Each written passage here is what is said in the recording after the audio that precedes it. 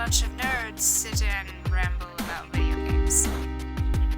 We're going to talk about Centipede on the PlayStation? I don't know. Just saw it right here.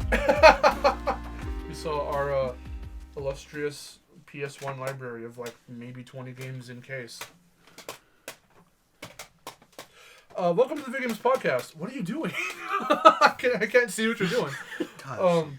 He was just taking you a stack of PlayStation. Oh, like, He's like going, thumbing through it? Wait, I want to do that really quick. Jesus, that's a good sound. Welcome to episode 10 of the VidGames podcast. We made it. 1-0. We made it to 10. I honestly didn't think we were. I didn't know how we were gonna. I didn't know how frequently we were gonna make these, and I'm glad that we're like okay with releasing them. I'm glad it started with the Mario movie. Yeah, I know, right? So okay, we posted a picture on Twitter about like a teaser as to this episode because yes, we do have all these controllers in front of us, so we're gonna be hearing a bunch of clacking, a bunch of picking up and putting down. And it's just a lot's going to be happening here. But today's topic is video game controllers. And I have quite a few here, but not Well, like there's so many. every single console ever made. You're not going to see any Atari stuff in this episode. We've got only two Sega consoles.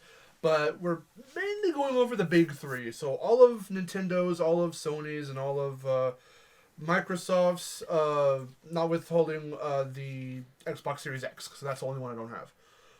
But it's like basically the same as the one if I... They pretty much got to the 360 and were like, this works, and they've modified it slightly, but it's basically the same controller almost.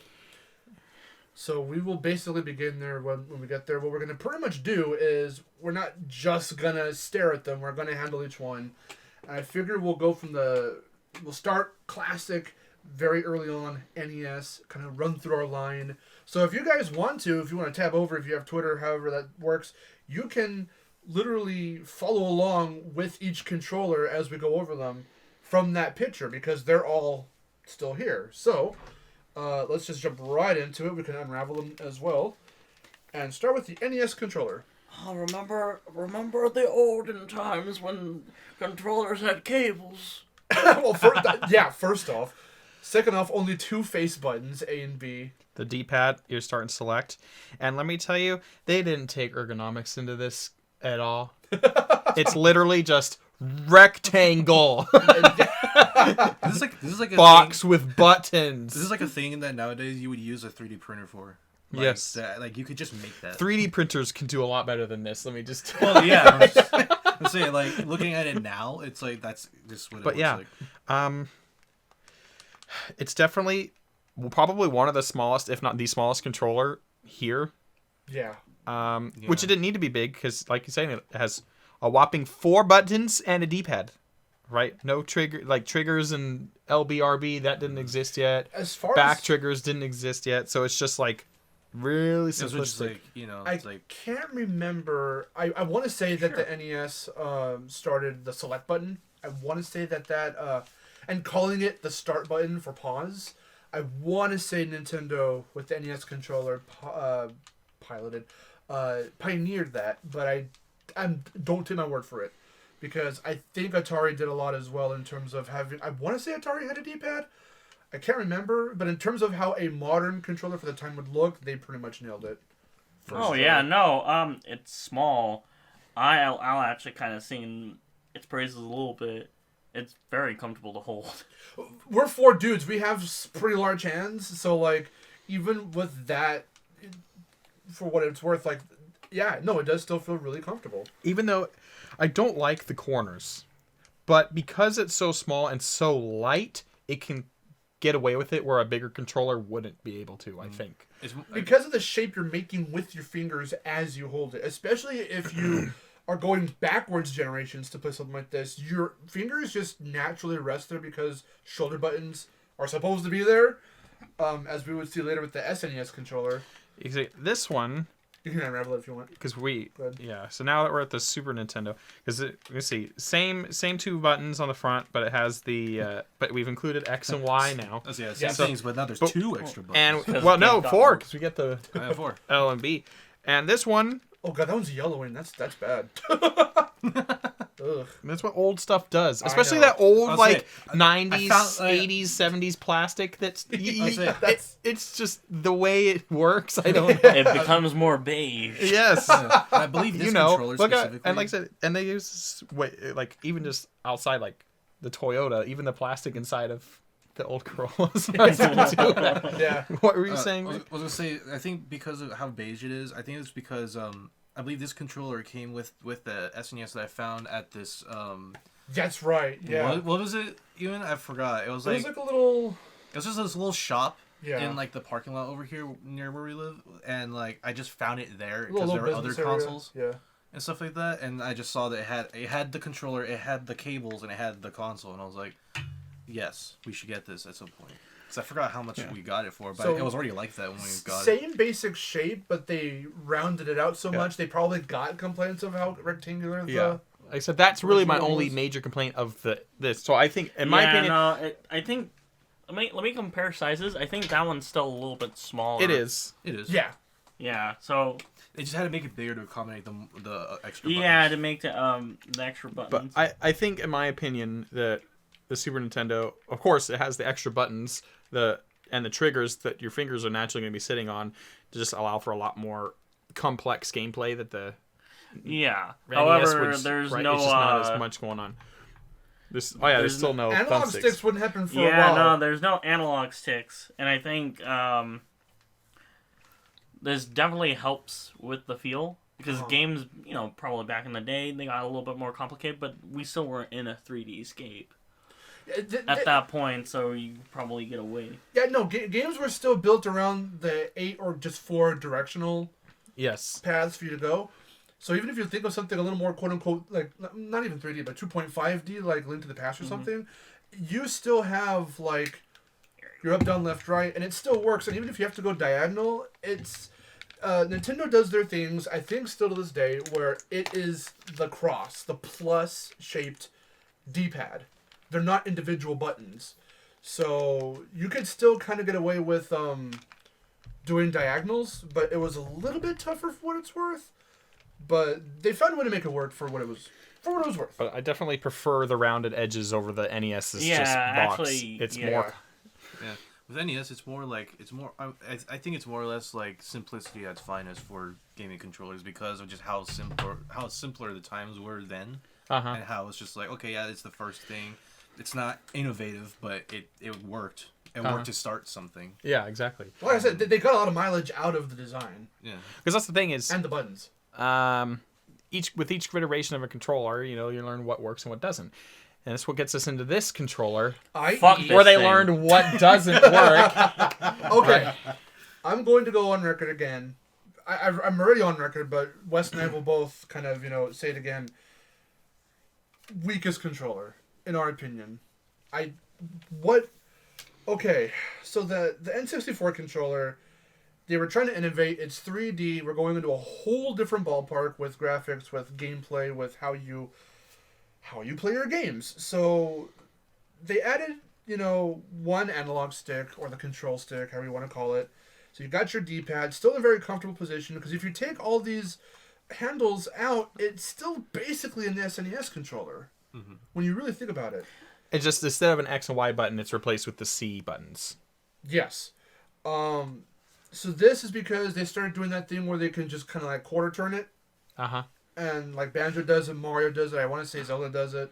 So that was the way they handled the 3D camera at that time. Yeah, because I think I briefly brought this up at one time in one of our past videos, that of course, with the one analog stick, I don't know if this is true. It's just something that I thought about.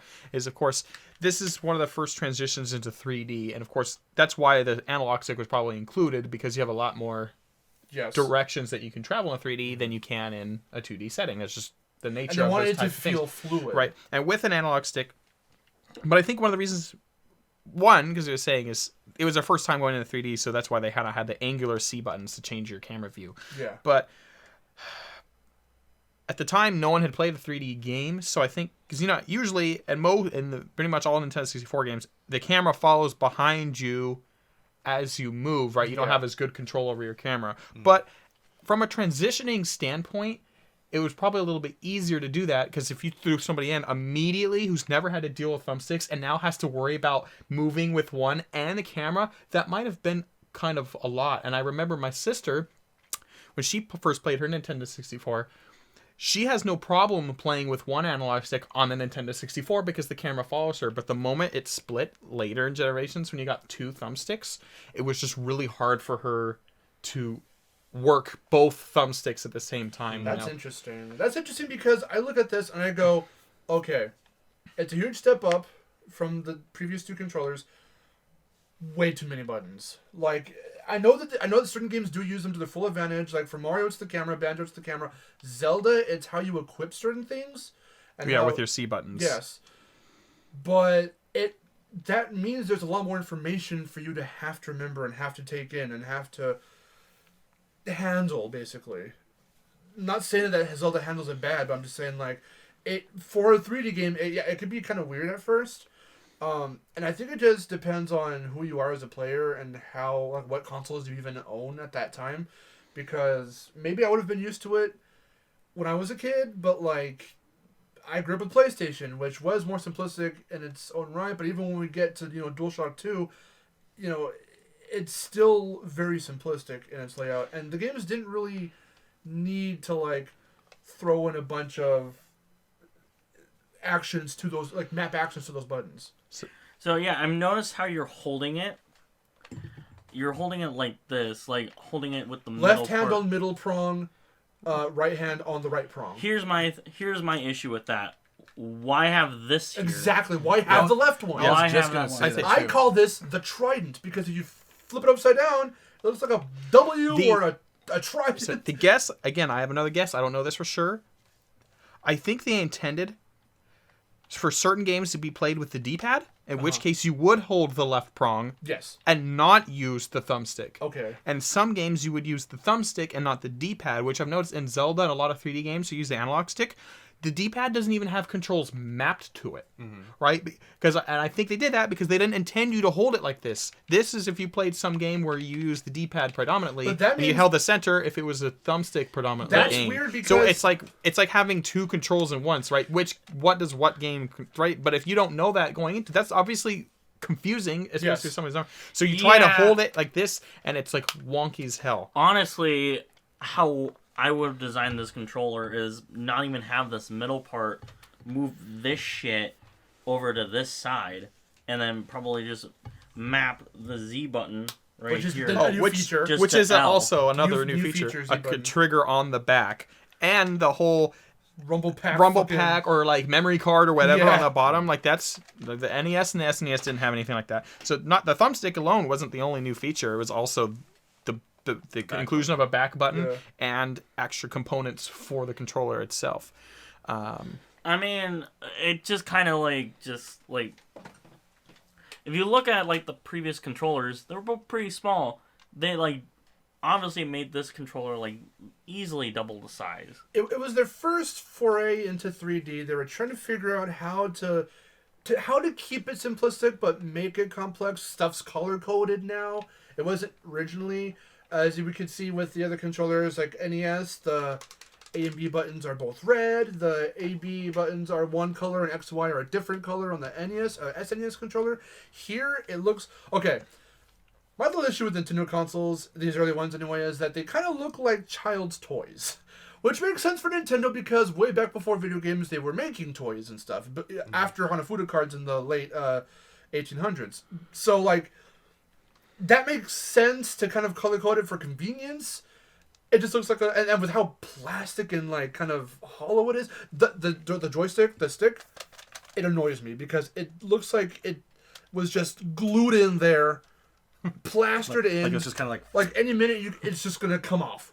Yeah, right. The more you use it, it's very not to mention especially when there are some games where it requires you to kind of go like Mario Party or something? Yeah, you'd actually break your thumbstick. I know. One thing I don't like about this, too, is, of course, later you would either have a rubber piece completely. Yes.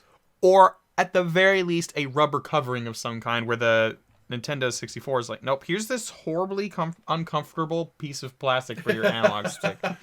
Right. Exactly. And it works for a little while, but if you play for too long, your thumb's like, okay, yeah, I need to stop holding onto this. Yeah, honestly, I feel like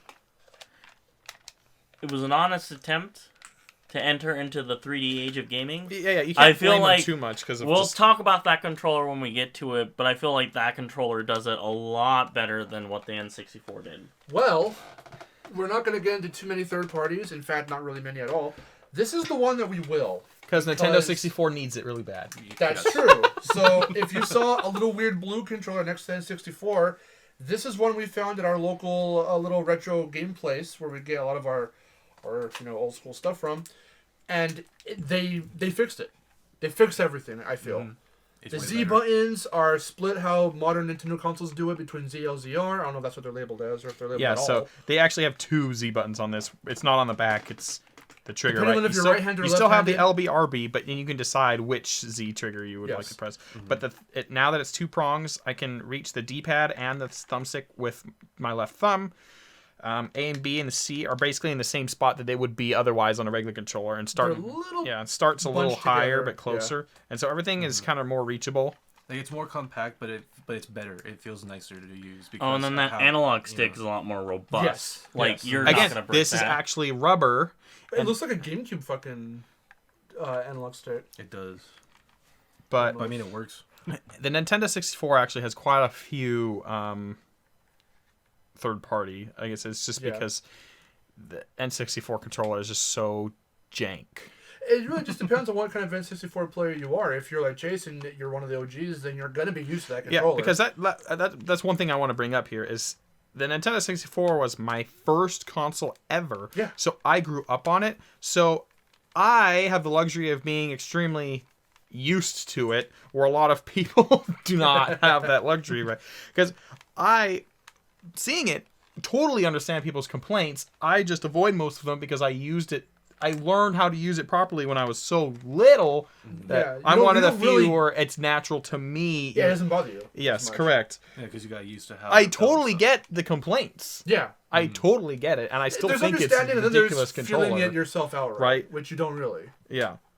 Makes total sense. But I just have the luxury of not having an issue with it because I grew up with it. We're going to skip the Genesis for right now, go to the GameCube, because this is a more natural step in the right direction with how Nintendo controllers would kind of later, in terms of natural looking, but the two prongs, analog sticks and all. Yeah, because this is the first controller where Nintendo included the second stick, right? The X and Y buttons are back. It's no longer the C buttons because it's now the C stick. Yes. Feel works a lot better than the buttons, in my personal opinion. Yep. Z button moved up to where the L and R are now. Yeah, so the L and R became triggers rather than buttons, and Z becomes just a trigger button on the top rather than the back. Yeah. And you just have the one on your right side. So the right side actually has 2 buttons. The left side only has 1 on the top. Start button's a lot smaller, but it looks really nice. It complements the other control-based buttons off to the left side.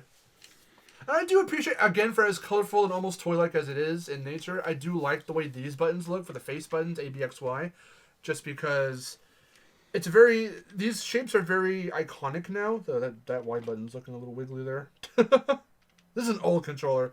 One of the first ones we've owned, I think. It was the first one. I believe it came with the console. One thing I do notice is the silver one. I never really thought about it until right now. Why is the C button just like a nipple stub? Yeah, it is very weird. It's a very small C button. It still works though. I think it still works. My thumb doesn't slip off it or anything for it being so small. Yeah, I would say for consistency they should have just did what they did with the first analog stick and just make it that. I don't know why they made that a little bit different. Could have kept the yellow, but just, copy it over. Of course, it's still kind of... They probably did it to not confuse the two. Be like, okay, which one do you move? You could keep it yellow and put C. This can stay here. Because it still has the spirally, if you feel it, it has that spirally texture that the N64 controller has for its control stick. So that's how you know. It's not as predominant, and it's rubber, again, more comfortable. Especially if you're visually impaired, not like completely blind, but you're nearsighted or anything like that. The textures help. I feel. Yeah, especially since you can feel out the letters and know where they are and stuff. Yeah, and the shapes, I mean, this is the definitive Smash Brothers controller for a reason. What's funny is you can tell this is the first controller where it's starting to move into that traditional look. It's still a little oddly shapen, but the overall actual shape of the controller is fairly traditional. Yeah. More modern in the way style that controllers are held now. Mm-hmm. One thing I've never really been a huge fan of the way the Y and X around the A button. I kind of like the more like go all the way back to SNES where it's just right, or even the Nintendo 64 C buttons, or if you go to any other console, usually your X, Y, A, B, or your PlayStation, it's square, triangle, right? It's just the nice 4 buttons. I prefer that a little bit. I've always thought that this is slightly odd. It's not bad. It controls just fine, but I don't prefer it over the more modern way that those 4 buttons are handled. Because I feel it's still like in a semi-rhombus shape. It's not clearly in an actual, fucking diamond, but like the way it feels, like this is your top, this is your bottom, this is your left, B is your left, X is your right. For as weirdly as the buttons are placed there, I still feel like having to switch between them if you're playing Smash or you're playing something else isn't that bad. No, like I said, it plays just fine, and I don't have. Again, just to reiterate, it's not that I have a problem with it. I just know it's just not preferable. Yeah. For me personally. Like layout wise, you mean? Yeah. Another thing that I've noticed, and I just noticed it right now, actually, is you have the left and right trigger, where they are. I don't know. I've just noticed this now. How deep they come into the control. Oh yeah. Like you have to press them really far for them to finally click. It's when you're coming from the Nintendo 64 and SNES, where it's just basically the shoulder buttons, like the Z button. This is kind of an interesting change. I don't know if if it was press these really far. I don't know if it was a pressure thing or not because actually it is. Oh, do they have pressure sensors in them? In Sunshine, if you do it like about halfway, you can still walk around. That would make sense to why they're so deep. Yeah. I know because obviously the more modern controls also include that, but not quite as deep. Until the DualSense, which we'll get to later. The DualSense has so much shit with it. We'll get to that later. But moving from that up a generation, this is where Nintendo starts to get playful and experimental because we now have the Wii Remote. And the Wii Remote, first off, for as weird as it looks, revolutionary. This was, I think, still up until the Switch recently, this was one of the best-selling consoles right behind the PS2 and the Game Boy, I think. It climbed up there and it shot up there fast because it's simple. It's called the Wii Remote or a Wiimote. It's like a fucking TV remote, so you already get the sense of what they're going for and what the message is. Mm-hmm. And if you watch with Wii U as well, which we'll get to in a minute. If you watch Matt McMuscle's What Happened on the Wii U, the production and everything of the Wii U, how it's one of the more failing Nintendo consoles, he goes on to say, like, basically, when you have something as basic as a Wii Remote, and you're seeing, like, an old person just underhand it, and you're looking at the TV shows, and it's someone bowling, and they get a strike, there it is. There's the idea. And it works so well. I can't think of too many. I mean, the fucking NES Zapper probably is one of the ones but it's a peripheral where you can like move it around and you're shooting and you're interacting directly, and it's not necessarily a controller, but like that direct interaction. They try to innovate that far ahead as back as the NES, but this is where it's mainstream now. This officially made it mainstream, and yeah, and then that underhand, probably with a lot of physical activity, they probably didn't expect people to like throw this controller so easily. I watched another video. This is why they have the strap. That's why they have the strap. The funny thing is, this is not the first design of the strap. I watched a whole video of someone analyzing. It was like a little discussion video-esque like essay on the straps. That was, I think, their most expensive quote-unquote lawsuit at the time, because someone wrote in being like, you need to fix this shit, because originally it was just a simple slider. See how you clip it in now? Yeah. Here, watch. Let's do that for the camera. Oh, I see. So if I threw it too hard, it would just unslide and then... Yeah, this it clicks in now. The original was just a small slider, so that could unhook very easily. So even if you're trying to play bowling or something, it's still going to launch into the TV. Mm-hmm. And the this bit going into the controller was thinner. So it was more prone to snapping. Mm-hmm. Mm-hmm. Yeah. So that was very interesting. And of course, the other unique thing about this controller is that this is only half of it. Exactly. We don't have it because it's a peripheral, but there's the nunchuck, which, funny enough, that middle prong from the NES, or sorry, the NES, the N64, it's a nunchuck. Y'all see the shape? Oh, yeah. That's pretty fucking cool. I didn't even know that until you guys told me about it. And I found it a long time ago, and I was like, really? And I Yeah, looked, I was like, it turns out. fuck, that's awesome. Turns out. it turns out it was. It turns out like Just shows how this far part they were is thinking not ahead. that bad. Just gotta castrate an N64 controller, and then it feels a lot better. And of course, yeah, so, of course, this was the first move into motion control, like you're saying, with bowling and stuff, right? Or Zelda swinging your sword around. Mario spinning. Right? That's or, basically why the you know, Wii was aiming called at stuff on the Revolution. screen, right? Yeah. I know there was a lot of ports of, like, games like House of the Dead or Ghost Squad or things like that from, like, arcades, because now they can bring it home, because otherwise... That's why there's also Virtual Console 2. Trying to play that with a Yeah. thumbstick would just not be anywhere near the same. But now that you actually have this motion control in your house, you know that opened up a lot of new opportunities, right? Some, there was mixed reception with the motion control. Some people liked it, some people didn't. Yeah. But and it's gotten better. Now just to briefly mention, the Switch still has motion controls. There's VR stuff now, and it's really been improved a lot since then. But of course, everything has humble beginnings, and this was that, and it's because of this that we have better technology in this form that we have. I mean, we can thank the Wii Remote for the PS Move, the little wand looking with the ball on the top. We can thank this for the Kinect, because once motion control in the mainstream, it didn't become mainstream until everyone tried to copy Nintendo, as they tend to do. Everyone copies each other. So, when this was a hit and it was just fucking flying off the shelves, all those Wiis, motion control basically it started off jank, like you were saying. Not every game is perfect. Just look at games like fucking Wii Music or something along those lines.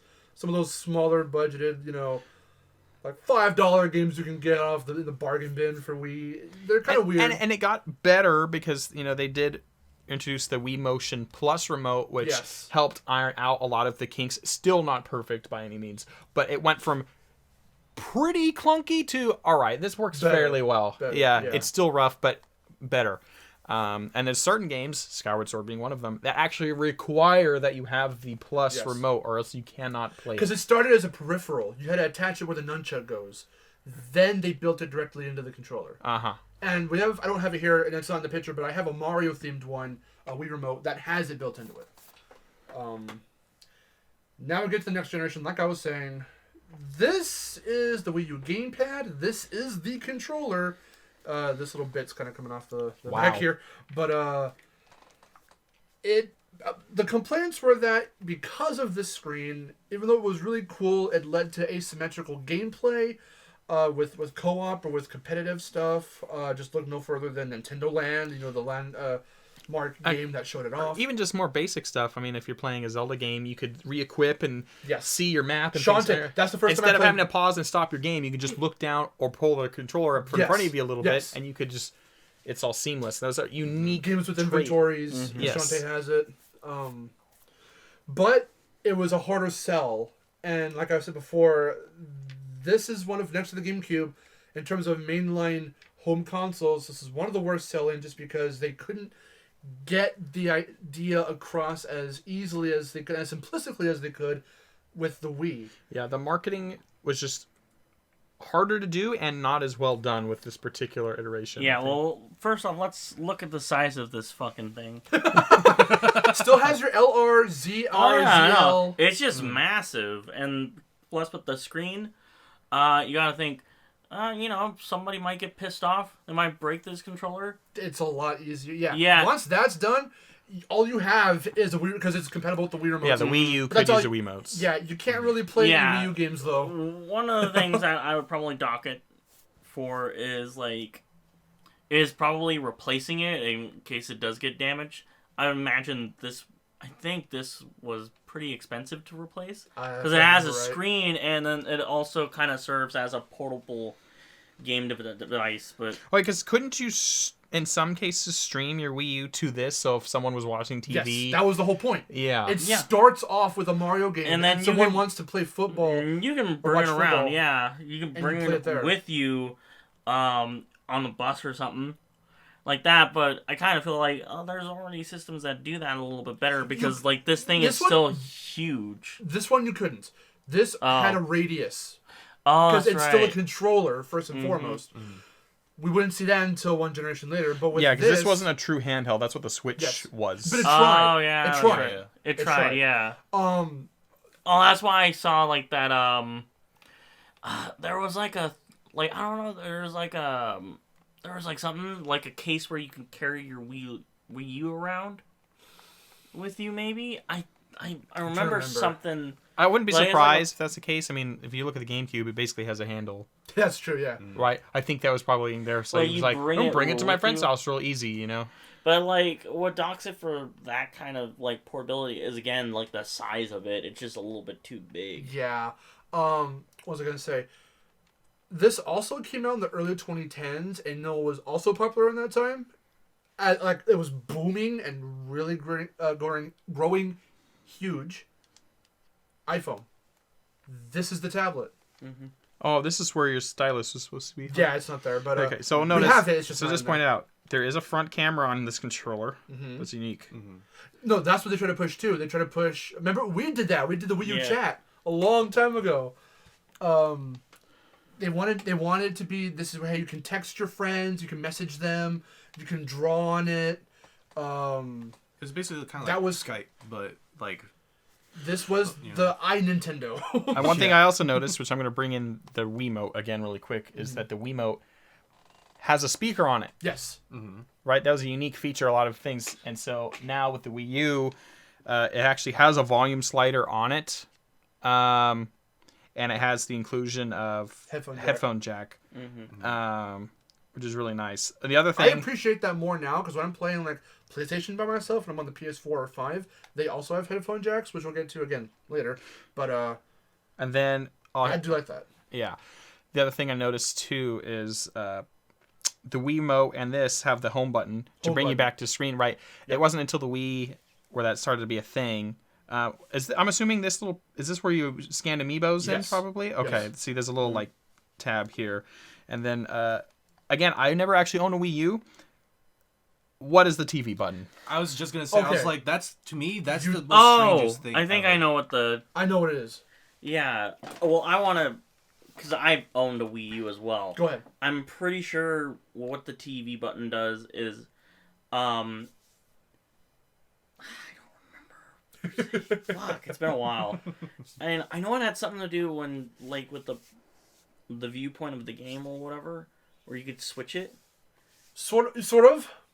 It's a literal remote. It's an actual built-in remote. You hit TV, and then on one half of the screen, it shows actual remote controls. So, yeah, you can change your TV's channel. So if someone says, hey, I want to watch something, you can click it onto TV, and then you press it again to take it off. Using the pad, if you can't find the remote and you have that, you can mess with the volume of your TV with that option. Oh, it's basically like a built-in TV. They try to do the Wii thing. They try to do the Wii thing, but fully integrated into the gamepad. Okay.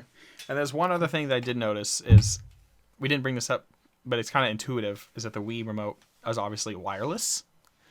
Yes. So is this controller, I noticed, but the Wiimote used batteries, where this includes the AC adapter, so you can actually keep this charged. Where the Wiimote, you'd have, if you wanted to recharge it, you'd have to get rechargeable batteries. You'd have, or get rechargeable batteries. Rechargeable batteries, or the little recharge thing. Like a recharge thing.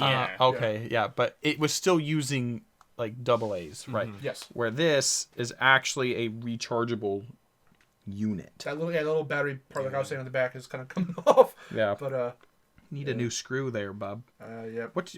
Why is it all I don't turd. know. I have no It's idea. warped, bro. What did you do to I this? I think the battery might be coming a little bit inflated. I think Like so. it's like it's just started to overheat and get old and I think so. need like a battery. We've had this thing for replacement. 10 years. Well, it's definitely getting old. But, We've had it for yeah. almost 10 years. 2012 or 2013 Christmas is when we got it. Christmas 2012. Oh, and another thing is these thumbsticks you can actually press Click in. down. Yes. Right. Again, it's just extra functions and features and stuff Yeah. like that. Right. So Could you press down the nunchuck Wii No. stick? No. Okay. That's what I thought. So this is the first controller to include that for Yes. Nintendo's line of controllers. Yeah. Because there were a ton more third-party stuff. It was one of the things that the Wii U kind of banked on, because even though people thought that the first-party stuff was okay, there were a lot of third-party deals Nintendo was making. So all those adaptations and ports to the Wii U needed to have that if they had it. Right. And Wes just picked up the modern one, Switch. where we Yeah, are the Switch. today. Joy-Cons! Yeah, I'm actually gonna Share gonna the say joy. Yeah, no, this controller is really, really awesome. It's I love pretty this good. thing. Pretty solid. It kind of encompasses everything that kind of came before it. Because watch. Take them out. And do it for the mic. Okay, yeah, sure. There you go. So we can hear that. They slide All it's out. missing is the Switch's click sound, which... Put it back in. It's not going to have the actual... Yeah. But it clicks in. Yeah, it goes click. There we go. Innovative. So fucking good. I remember there were rumors. The Switch was one of the first Nintendo consoles I actively followed. Its production and like people saying the rumors of what it's going to look like, what's it going to be like, and I heard everywhere it's going to be a hybrid. They're going to kind of do like they're going to basically innovate on the Wii U concept, but actually make it better. Make it better, because like the thing about this is what I like about it is you can take these off, you can dock it in, and let's say like someone wants to use the TV, no problem. Dock And into the we don't console have itself. has like a thing, and you can dock it, and then you could charge your controllers that way. Yes. And you could probably see on the controller itself, there are these 4 squares that kind of shows you how much the nunchucks. Oh, the lights, you mean? Yeah, like the lights. Yeah, they'll tells you like how much they're charged by, and so if you need to switch them out, you could just click them off. Yep. Come back in to get charged. And the Don't really need any third-party like charging ports or anything like that. Yeah. If your console's docked and you put those in and you have other Joy-Cons or like a Pro Controller or something, then those will charge in the console, and then you can use your other one to keep playing. Yeah, because I was gonna say, it's like they took the pad and they were like, They just took the like, screen off. what if the screen was the console? Was the console. And the side stuff was the controllers. Yeah. And that's basically what the Switch Because is. now we get some interesting things.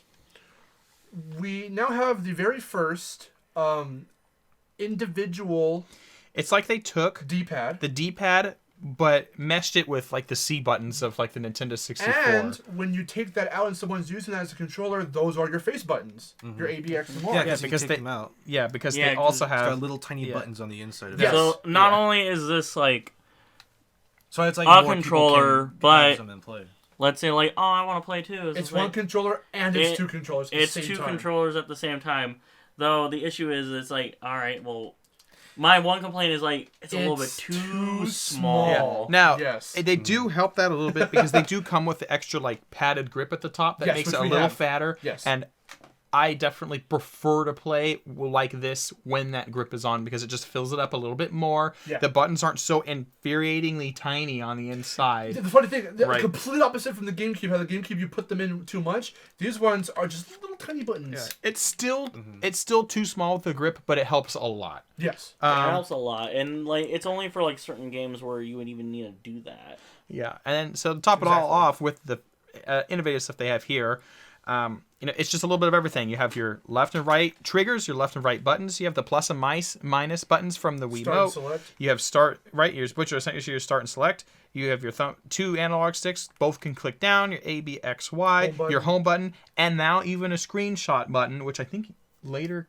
you're able to start recording. Yes, because That right was an here update later? on the left joystick or right Joy-Con, you've got that little sensor right there that can also help with what does it do? Oh Lord, do you remember what that little It's like a sensor, I think. Oh, because it's for measuring It was for measuring like distance. Because the game that came out with this was 1-2 switch.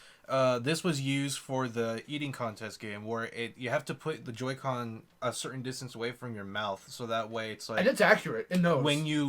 It looks like you're eating, then it registers in the game that's like you're taking a bite of it without like pressing a button or anything. Yeah.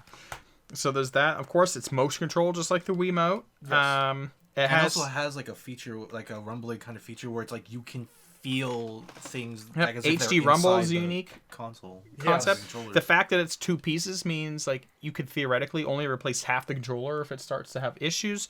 Like drift. Yep, like drift. Unfortunately, these ones actually do, but our red and blue ones don't. So well, the red and one also, does. and instead of having like a little pad, it has an amiibo scanner in the controller. It's still in the same spot. It's where the share button, the picture button is. Yep. Yeah. And then right now we have ours slid, into a grip, because you can slide it onto the console itself. And there's a couple different third-party grips as well. That if you prefer something because this one, I actually have one at home that has a charger in it, so I can plug it in. That's cool. Right. So that way, if it starts to die but I have to play with this because it's docked or something or whatever, I can just keep it docked and still play right while it's plugged in and charge it that way. So it comes to some third party. And of course, I don't see it here. Oh, he has it. I have it. Okay, we already got there. If you don't like them, you can still go traditional with the Pro controller. Switch Pro controller. Or what you could call it, you probably saw me picking up the Xbox controllers. I saw you do it, yeah. Yeah, because, this is just an Xbox controller. Funny thing, okay, my opinion, perfection. The most perfect controller Nintendo has ever made, the Switch Pro controller. Mm-hmm. It is so good. It feels perfect. The buttons, because perfect. they basically took the Xbox controller. They found a way to just make it their own while and then doing that as inspiration. It has, the same placements. Well, actually, the X and Y are kind of swapped. Well, that's the way of not copying it fully. Nintendo's always switched those 2 buttons around. Yeah, and that's why just for copyright. Marcel and I always have issues. I'll tell him to hit a certain button. If you play an Xbox game and then play a Switch game right after, and you're using a controller like that, it's fucking hard. You're gonna jumble yourself up. I've done bad. that before. Yeah, it's funny. I was like, press X, and then he'll press Y or something. So, but here are a couple differences with what I've seen between these. One, it's a lot smoother. It's a little bit more comfortable feel, and it's not as heavy as an Xbox controller, especially if you go with the 360, which we'll probably talk about. We'll get that later. Yeah, we'll get that later. Yeah, because there's no. It's just smooth back here.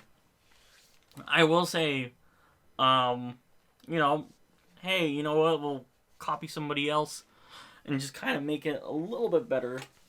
The back buttons aren't as flared out as for the Xbox controllers because their back triggers are heavily flared out. They're very trigger-esque. That's what they're very trigger-esque.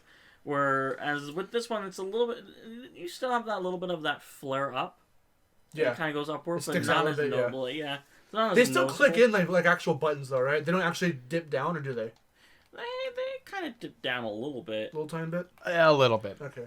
It's not near. It's not like the GameCube controller. It's shrink in. It's well, I was thinking of the triggers of an Xbox. Or it comes down halfway. Yeah. Like an actual trigger rather than just a giant sync button. Yeah. But yeah, no, it has it's very light. It has some weight to it. It's comfortable weight. Yes. So. Yeah, it's just it's very comfortable. Plus, they bank on this controller and the Joy-Cons, so that way it's everyone can be involved. It's not just 4 people. It's you can have up to 8 or 16 or however many. Yeah, because and that's of even just with how other many consoles too. Yes. Which I also find innovative too with the Switch because it's they also went with the DS route where you can literally take the Switch outside and still play your game and stuff like that. It's one consistent color, which arguably it's one of the most monochromatic controllers. The classic grade Joy-Cons included. These are some of the most monochromatic. Oh, I guess they also. Well, you know what? Not the most. I think as far back as the Wii, they got very monochromatic, and the gamepad as well. So what am I talking about? But there was this monochromatic trend. It's still going on, obviously, to this day. these last 3 generations. And I think it's because like they're moving away from the toy-like look of the previous controllers. Yeah. And they're going with a little bit more sleeker design, so because the kind of Wii, more for everybody. Yeah, the Wii already had this kind of futuristic vibe to it, kind of anyway. It looked very sleek and very nice, and that was just pure white, and it had this very 2000s aesthetic to it. And since the Wii U came out so much later, and the Switch not too far behind, they kept a very just sleek is the key word here. It's very consistent. It's good. It is so good to handle. The modern controller of today. Yes. So now that's Nintendo. So I guess we can start with PlayStation 1. Oh, so here's my childhood. Actually, kind of my childhood too, in a little bit. Yeah, you have told me of the stuff you played. This is where I come out of my comfort zone a little bit, because I have never owned a PlayStation console up until the PS4, very late when the PS5 was already coming out. So, I'm familiar with them because I've played them at friends' houses and things like that. But the only PlayStation I really owned was a PSP. Here's the thing: PSP is cool because if you look at it, it's just a portable PlayStation controller.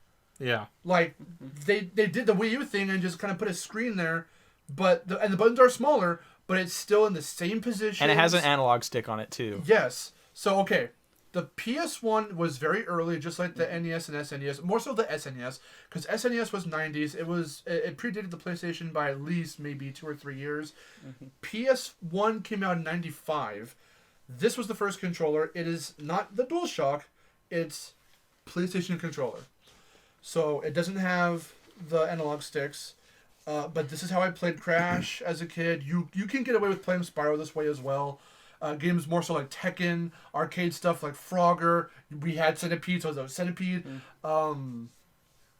What else? Just anything that was like a PS1.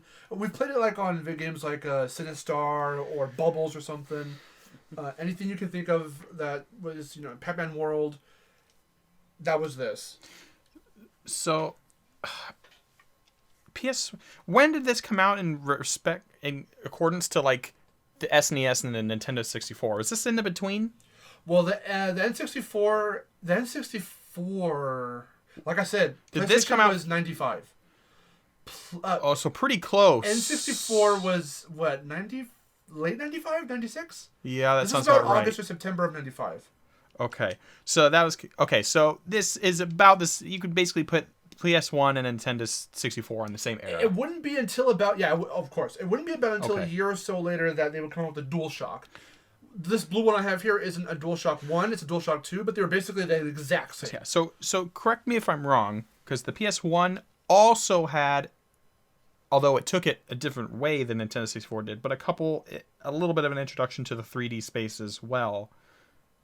Just a little bit, right? Because if I said like, yes, so because Crash, right, is the one I think of. But Crash doesn't necessarily move in 8 directions. I mean, he does, but the core gameplay is going in and out of the screen, and like a classic at the time side scroller left to right. Yeah, that's why Crash's gameplay is so linear. But Spyro is more open. It's more of that's PlayStation's Zelda to Crash's Mario, in a weird way. So Spyro's more exploration. So you can get away, because I've played with the Japanese PS1 I have has these controllers without the analog sticks. You can still play Spyro without them, but Spyro, according to people like Miharu or other people I've talked to online, the analog stick is more comfortable to play. Even though, I wish Jerry was here, because we played Spyro the original on the channel, and Jerry played with the analog sticks. He needed the analog stick, but I played with the D-pad. Both feel very comfortable for those types of games. Other games, I think like Resident Evil probably came out around that same time too, and I don't think you need, because there are tank controls. That was another thing. Tank controls are very much a thing with the PlayStation, early PlayStation games. Trying to figure it out. Some of the games I know a lot of games like Silent Hill or Croc, Resident Evil. Resident Evil, I know, is another notorious one. What was it? Just Rascal. So the only reason I bring that out is because, like I said, did we say Tomb Raider? Did we say that one? Tomb Raider was also okay. Because with the N64 being the same era, the N64 obviously included a thumbstick, which is something that's just predominantly missing from this controller, despite being there. However, on the flip side, this has 2 sets of trigger buttons where R1, R2, where L1, the N64 swapped it out instead of just having one, and they had a follow-up Z button on the bottom, right? So they same era, but they had a different way of handling kind of their control scheme at the time and the way. Buttons, yeah, exactly. It was just kind of a different. You sometimes use these buttons as like your camera control, and of course, much more. They learned more quickly than Nintendo what the traditional controller needs to look like, because Nintendo's look at that shape. It's just an SNES controller with little handles. Yeah, with handles, and that's it. Yeah, and an extra set of triggers, and that's it. Other than that, it's basically the same thing. But out the gate, you get individualized buttons for your D-pad, making it feel a lot better to play games like Crash or Spyro. But yeah, you can definitely see how they took inspiration from Nintendo's SNES controller, but moved away from it at the same time to make their own unique thing. Yes, exactly. And the cool thing about Sony controllers, in my opinion, I feel to this day still, I'll die on this hill, the best controllers you'll ever find that feel good consistently throughout the generations, because that's the one word with PlayStation, consistency, it would be the PlayStation controllers are the best feeling in my opinion.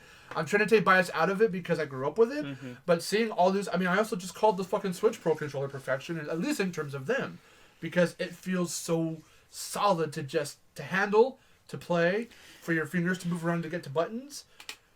As we go along, we'll see not very many changes. I know, and we have them lined up in a row. Obviously, we'll get to each controller individually. But if you look at them side by side, it's kind of like you see it. It just morphs a little bit over time. But really, and until you go from the first to the last, when you look at 5 versus 1, there's a little bit of a difference. But when you just go iteration by iteration, it's like you see it. A tiny change, You see the Animorph fucking trail design as it evolves. So same as that thing. Only difference, L2 and R2 are a little bit bigger. Yeah. And you have 2 thumbsticks. And you have 2 thumbsticks. Analog sticks. They just skipped the whole one stick idea. They skipped the whole one skip idea. They designed 3D gaming in mind without sacrificing comfortability and without having a big old dick at the middle. Yeah. I mean, they nailed it. Pretty much. They nailed it. I don't need that. Okay, so one thing I do notice, again, I never owned a PlayStation 2. What is the analog button? You can turn that on or off to activate or deactivate these if you just don't need them. So if you... this little thing right here will turn red, and that means that they're active.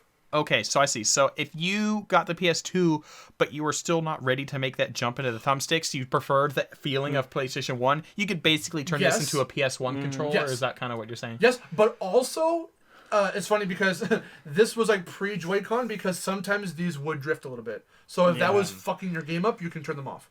Mm-hmm. Yeah, Why? no. Fuck you, drift. Boom. I remember this because this was like early childhood. Like, I played a little bit of PlayStation 1. Yeah. But PlayStation 2 was like my early childhood. Yes. Yeah, it's same. What I remember is like these would get worn off, and like because I remember having a controller where like one of them was just like kind of like this.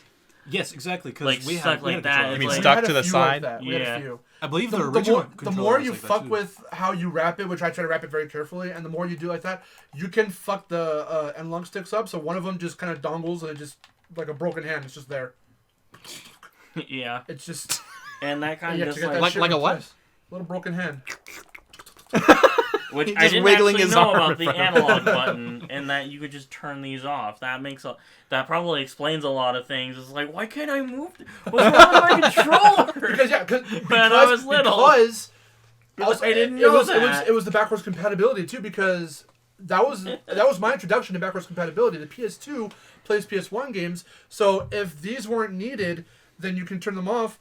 But if you're playing a PS2 game that needs them, then yeah, it has to go on. So you have to turn it on yourself.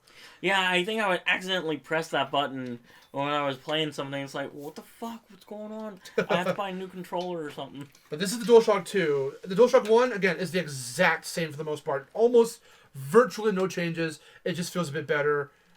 virtually no changes. All right, so now we're in the PS3 controller. DualShock So 3. again, the differences I noticed right away is the analog button is now gone again, and we have the PlayStation Home button. Yes. The other big change we noticed is that this is wireless. Wireless. 1 and 2 were wired. There were some. I want to say that there were some wireless third parties for the PS2, but I never had any. If they did make them, this is an authentic DualShock 2. Mine just happens to be one of those, early 2000s fucking see-through blue ones. I was gonna say, but we did have. I really want that aesthetic back again. Yeah. I mean that's what the third party N64 controller. It's a blue see-through. And then the last thing I noticed is that rather than having 2 sets of buttons, it's now L and R buttons and the inclusion of actual pressure triggers. Yeah, they turn them into triggers. Right. It's still L2 R2, but other than that, it's basically the PS2 controller. It's just pretty much because you also have your little thing wireless here for plugging. Yeah, charging. To charge it. Yeah, because again, it's wireless, so you're gonna have that. But they skipped the whole battery thing. They just went straight to recharge. Yes. Yeah. Unlike another set of controllers that we have here that we'll talk about. We'll be getting to those. Yeah. So again, also since I brought up Japanese stuff, if I remember right, I don't remember the meaning behind, because also one thing we kind of didn't mention by PS1 was it's the only controllers that are of the big three that don't do ABXY. They do symbols. So it's X, square, triangle, circle. X and circle are meant to confirm and deconfirm, as I found out through the Japanese meanings behind those. Square, I want to say, was like, it was meant to be like a house or a home or something like that, if I remember right. And triangle, I forgot what it was, but because this is your action button, now why it resembles a home, I don't remember. Or because you want to do your action, you want to go home. And triangle, we have to look them up again to be sure, but fuck this shit, square. Yeah, because that's the thing. I'll be doing it in the background. But, with PlayStation controllers, I've always had the trouble because with Nintendo and Xbox, those were my things. So having the ABXY. And then going to like letters over symbols. Yeah. Well, because I like that. I always get mixed up whenever he's like, "You got to press this one." I always have to look at the controller because I have no idea. That happens when you switch through those. Which one? Constantly. It's like you always forget what button you're holding and all that shit. Yeah, the other problem we have too is we'll get into it, but I'll bring it up lightly. Is these are L1, L2, R1, R2. Yeah. Xbox stands slightly different with LB. LB, RB, like LT, bumper and R2, trigger. bumper and trigger. Yeah, see, that's how I do it. So whenever I have to, same thing, I have to try and describe that. He's like, "What the fuck? Which one is which one?" Yeah, I know them now, but it took me a long time to get there. All right, so now we're on to the PS4. DualShock 4. DualShock 4. This is the controller that I use all the time. Predominantly. I'm actually using this controller to play Elden Ring because I don't have a PS5 like Marcelo does. I have to be a pleb and play on it through the PS4. Solid it's controller. A solid controller. They got rid of kind of this awkward space from the previous ones and they kind of smoothed it out. And they put the light bar. Yeah, the light bar to kind of tell you again, blue means hey, it's fully charged. Oh yeah. And doesn't that have a little bit of its own motion stuff to it too? Yeah, and then this was the first stereoscopic controller, so it's got some motion in it. Yeah. It does rumble. And we're not like full motion, but a little bit. Well, because even the gamepad, the Wii U gamepad, like a gyroscope kind of thing. Yes.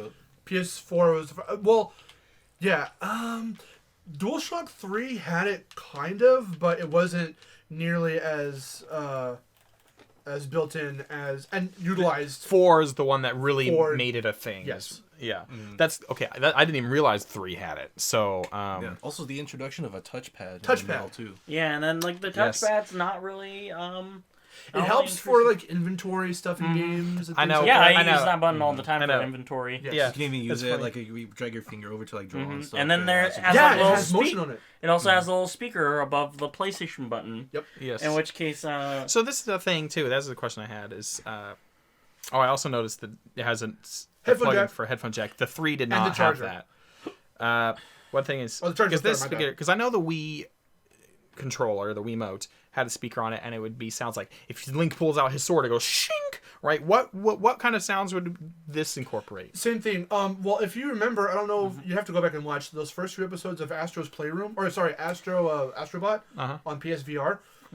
Also, they were in Just Shapes and Beats. Same kinds of sounds.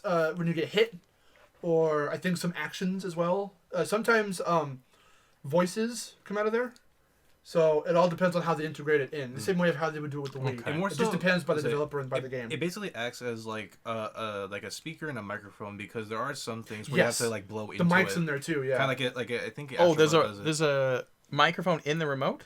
That's what the I want to say. That's where the speaker. The headphone jack. And then there's the microphone. If I remember right. I didn't know that. Because again, there was a thing. The only thing I think of like the DS.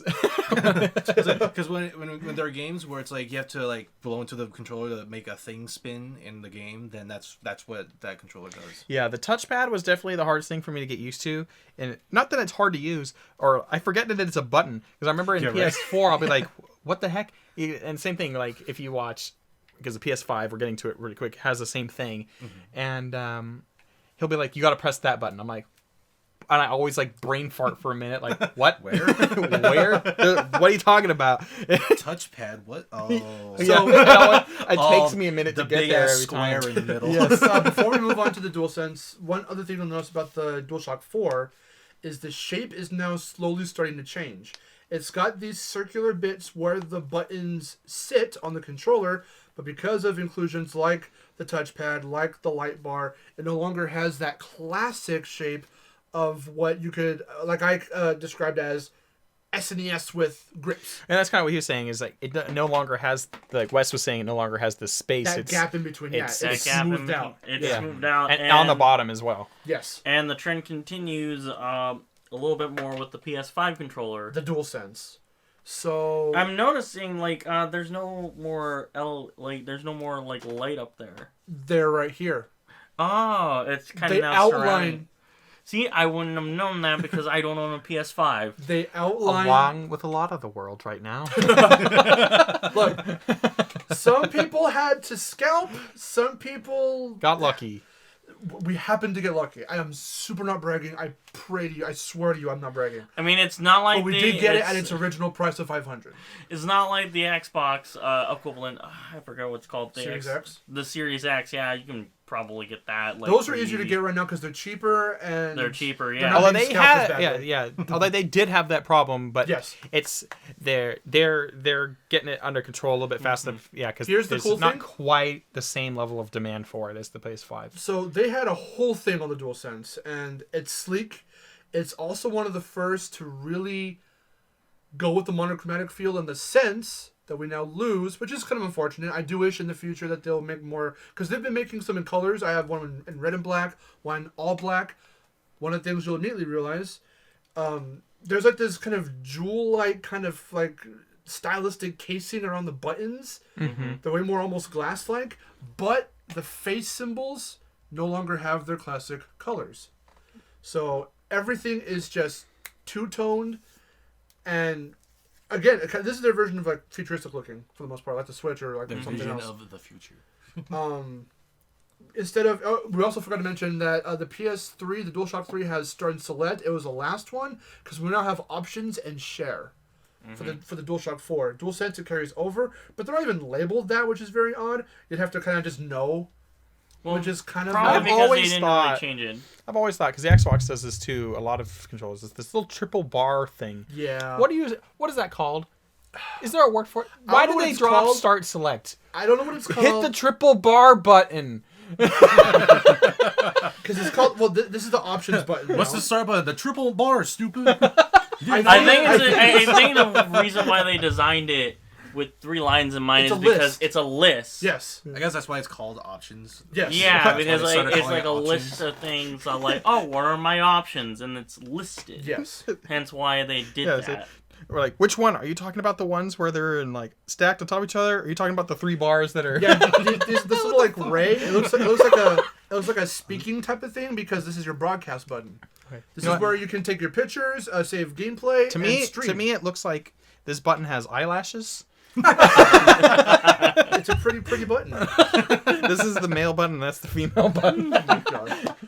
So, cool feature. Take a look at the grip. Look as close as you possibly can. This that you're feeling, that texture, they're all little PlayStation symbols. Oh, yep. The I see console them. itself also All has those it. are Sega. actually Microscopic PlayStation tiny symbols. squares and triangles and Circles stuff like and that. Yeah. X's. Oh, that's kind of cool. Wow. I wonder how much that increased the cost of the controller. Well, I Such a heard... tiny, minute feature. I read an article that the person who did that, they had, I think, sheets of it, and they're all unique. So they're not one controller at all has those emblazoned in it the same way. Again, how much do you think that increased the cost of the controller? I don't think by a whole lot of that's just what they were doing off the rip. Like, I don't know. I mean, it probably, Considering they could do it for probably the wouldn't controller help with and the the scarcity console. of the console Yeah. right now. That's true. That is true. They're not making their money back on that. Look at our fabulous controllers. It's like But I can't wait for all 3,000 people But- to check it out. But yeah, other than that, I mean, this controller is almost identical to the PS4. it's just a Sort lot of, more but it- smoothed out. We now have the model controller that looks more like what you like for Xbox or for Switch. Yeah. It completely lost its circular shape. Oh, okay. These yeah. circular themes are now completely gone. Yes, it's sleek. But in terms of the actual button layout, it's Oh, it's still the same. it's basically still the the exact same. same. They thing. haven't really Yeah. changed anything. Also, this controller takes a note from like the Switch with adaptive triggers, so Yes, that way. but so even more so. So what happens is, you remember this from, you haven't felt it yet, but we will soon. You felt this in Ratchet & Clank Rift Apart because if you hold it down, and they'll even tell you in the game, hold it down halfway for something, for Ratchet's case guns, put it all the way down for the full blast of something. So even like, what was it? The fucking GameCube was doing that a long time ago. So that's not necessarily new. How they implement it is because they literally have a stopper. So in game, like right now, I can put them in fully as much as I want. Some if of you them, feel smooth, you can press the button down. depending on some whatever context sensitive things you're doing, it will literally stop you at a certain point, and then if you do go further, it clicks. So The one game that comes to mind with that is Astro's Playroom. Astro's Playroom, because when you're using like the ship and stuff like that, or the Gadgetpon. you can feel like that tightness of it, like that grip almost, Yeah. and even then too, you can also feel like on like here with the grips, like you can feel like the rumble and all that stuff. It does have like its especially own when, like HD rumble as well. as you're pressing the buttons, which I found very kind of innovative with this too. With The how, cool like, thing about the rumble, they actually did the rumble a bit different than the Switch. The Switch is, with the rumble, it feels as if, because they try to push it like, okay, so like with 1-2 Switch, you're doing mini games, and there's a mini game where you have to feel how many like tennis balls or ping pong balls or something are like in your controller, and you have to like literally like maneuver it around, and when you maneuver around, you have to feel it to believe it. I can say it does feel that way. Here, with the DualSense, while it's very much kind of the same thing, they play with it, and you can feel they will rapidly vibrate or softly vibrate depending on what's going on, and they try to make it feel like whatever object is supposed to be making the rumble. And there are even some other little things, like I was telling you, I don't know if you felt it, in, again, Rift Apart, if you're in the map, and you're looking at where you are in your on the current planet, you can zoom in and out on your map, and you can see. I don't think there's a visual mark when it zooms in or zooms out, but it's a device that's doing it in game when you're zooming in and out. So the rumble will go, Oh yes, I do remember that. and it makes sounds, and even with certain guns, it'll make like a boop boop boop boop, like. And it's the rumble making that noise. And I think it's the speaker, but it's not. One tiny feature that I have noticed with this that's different though, not important really at all, is that they actually took the time to make the PlayStation button just the PlayStation, where everything else it's like a circle button with the mark on it. I was gonna mention that too. Also, this button is your mic. Yeah, the mic mute button. Yeah. Alrighty. So And that's really good PlayStation. controller. Again, consistency across the board with PlayStation. To me, one of the best controllers you could ever play with. in my personal opinion. And now we're moving into the Speaking third of the complete trio. opposite of that. Okay, I so this is the thing is, of course, Nintendo was first, right, with the NES, SNES, and then PlayStation 1 kind of jumped in around the N64 era. Xbox 90s. was the last of the big trio into this cycle. Early 2000s. Right, where Xbox original was competing with the PS2 and the GameCube. Yes. And what a controller to start. We to get start. the Duke. Right, for whatever reason, Duke. Xbox thought that Big dick. everyone was Shaq, and I wouldn't even say that's big dick. It's just fucking fat so boy. what? No, I'm Fat saying boy. that's big dick energy. One thing Everything that they has to did. be huge. One thing that they did that's interesting to make up for it is notice the triggers are way low because they're never gonna reach it if I They're not gonna reach it or control it too big. But sorry, look how big the Xbox symbol is in the Xbox is it sensors. Big. Because they wanted you to know what console you were So- playing. Because I'm they're playing like, an Xbox. So one thing is they do have the extra slots, kind of like the controller on the back of the N64, where you can like plug Yes. in stuff. They have the two triggers. They kind of went the N64 controller route, where rather than having A, B, and then 4 C buttons, they go A, B, X, Y, but they have the black and white buttons. They still kind of have a total of those 6 buttons up here. How many games? But rather than being a utilize- set of 2 and 4, it's 4 and 2. Yes. How many games utilize the black and white buttons? What are those for? I was okay, of course, because I played the Xbox original, but I didn't have that many games because Xbox had a rougher start compared jumping in. It didn't have nearly as many exclusives, right? It was a weaker contender at the time. It really wasn't until the 360 that Xbox really started to make a big, strong entry into the thing, right? Yes. And so with the original Xbox, off the games I did play, I remember Halo 1, Combat Evolved, was kind of my first introduction to shooters. And what these buttons did is one of these buttons, I can't remember which one was which, but the white and black button, one of them switched. You had different types of grenades that you could throw, and that would toggle between the two different ones. The other one would turn on and off your flashlight, right? So that's the only mechanics that I can remember. Right, because again, I didn't play that many games. They generally didn't have super strong mechanics. It was usually something kind of like that, right? Nothing that was something you'd be using all of the time. It was something you'd have just on the side for the occasional button press, but nothing major, right? So you have your A, B, X, Y, your thumbsticks with your dual thumbsticks with the click in. The D-pad is so weird. Why is it rounded like that? I hate that it's so circular because that makes it very hard to use it. And then of course you have your back and start on the bottom. It looks like it's lumpy. Yeah. it is. There are no arrows to especially indicate feels it. anything. There's Especially if it just feels weird. And just so the funny feeling in thing. general. Okay, so the funny thing about this design, it's like half rounded, half angular with the little handles. It's very bumpy from the back, but it looks like a spaceship. And specifically, It does look like a spaceship. I don't say that lightly. Specifically, I remember they wanted the Xbox original to feel like it came from another world. That was their gimmick. Well, yeah. It was the future. A world It where everyone supposed- was Shaq. But it was very sci-fi in nature, and that was what they were going for. They nailed that feel in terms of the shape, but I think in terms of the actual comfortability Yeah, but of it, ultimately, that's not what matters with the controller. exactly. So that's the well, problem. they valued aesthetic over the actual use of it. So you sort of like the Nintendo 64, the Xbox also, due to its janky thing, also had kind of a slew of third-party controllers, Yes, which we Wes have already here. has in his hand here. This rhinestone glittery Yeah, motherfucker. I remember Wes bought this at the local Here, store, thank and you. We got this one, yes. it has rhinestones on it because whoever owned it last felt the need to bejewel it. Yeah. But I said, fuck it, it's a sleeker design.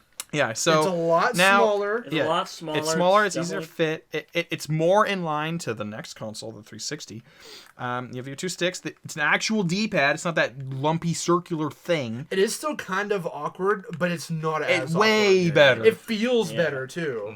Yes.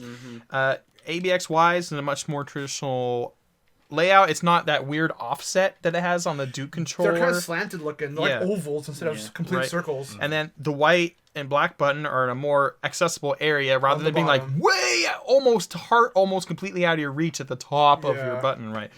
And then the same thing where normally on the Duke you'd have to reach across to hit your start buttons. Which are big. Now it's right underneath your thumb. It's a really nice transition. So, like this particular third-party controller is significantly better. It's still a little awkward, but is it even a huge improvement. It's not even. No, this isn't third-party. Is this not third-party? No, it says Microsoft on it. Oh. Well, Microsoft made their own third-party. Yeah. They were like... they improved it. They're like, we fucked up. Improved controller. I just assumed this was third-party. Okay, yeah, you're right. It says Microsoft on it. So, and it's still Xbox. They couldn't probably put that if it wasn't from... Yeah, you're right. Yeah. Well, I couldn't see that well considering it's... Someone put a sticker over it, and then they took it off, so it's all ripped and it's all weird. Yeah. All right, so... Here we go, guys. Here's the 3D platformer killer. The Xbox 360 controller. This is the controller. The shooter controller. This is the controller that, for many, and many would argue, is the premium controller experience.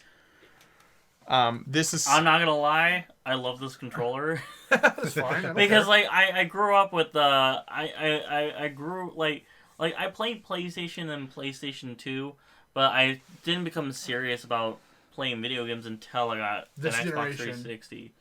The 360 controller for many people is the perfect ergonomic size button layout control. For what would become the norm and pretty much stay the norm, this, again, for that consistency, you got your DualShock 3, but it doesn't do a whole lot to exactly innovate on anything.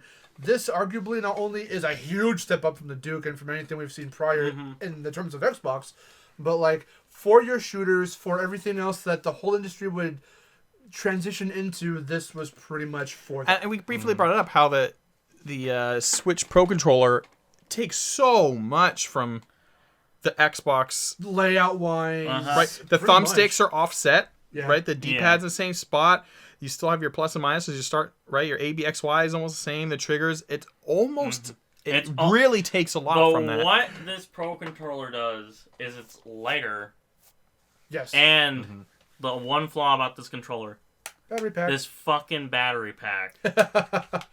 Oh, there go the batteries. I didn't know there was batteries in there. Clearly I didn't know there were batteries in there either. That's why it feels so heavy, because you have your batteries in there.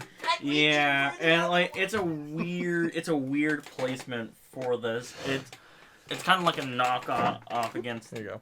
It's a mark against it for sure. I don't know if they went with wireless controllers for Xbox Maybe 360. no. They Probably did like later on. So if I remember right, later the Xbox 360 controller I think ditched that and in favor of the charger. It does ditch that, yeah. There are later models of it, yes. Yeah. Because of course, like I said, we made that comparison before. Like the PlayStation 3 doesn't have that. For that battery pack. In the back, it's just so awkwardly placed and kind of just like juts out. It just sticks out like a sore thumb on the controller. One thing I do remember is, does the PS3 controller have this? What? Okay, so was this just for charging? That's the charger. Because if you notice, obviously this doesn't have a charger. It has the microphone port in the bottom. This button on the top. I don't remember what that is. This is for the Xbox official keypad. Oh, that's right. Oh, that's right. I forgot about that. Right, so if you didn't want to sift through the menus trying to type in your name, you can just text it. Or in certain games, the Xbox, I don't know about the PlayStation 3, I think it maybe did, but the Xbox 360 I know did have MMOs.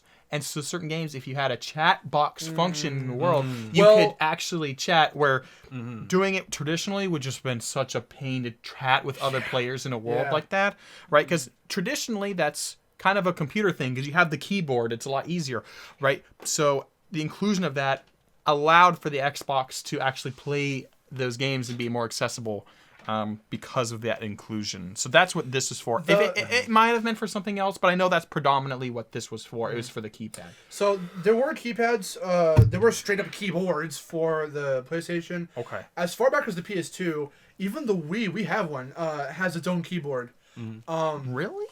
But Wow. it's a fucking keyboard, and you just take the USB stick, you plug it in, and then. Yeah, that's a little bit easier to just plug it into the controller, Yeah, and it's just a small little thing. And It's like a cell phone. It's akin to an older cell phone, yes. Yeah.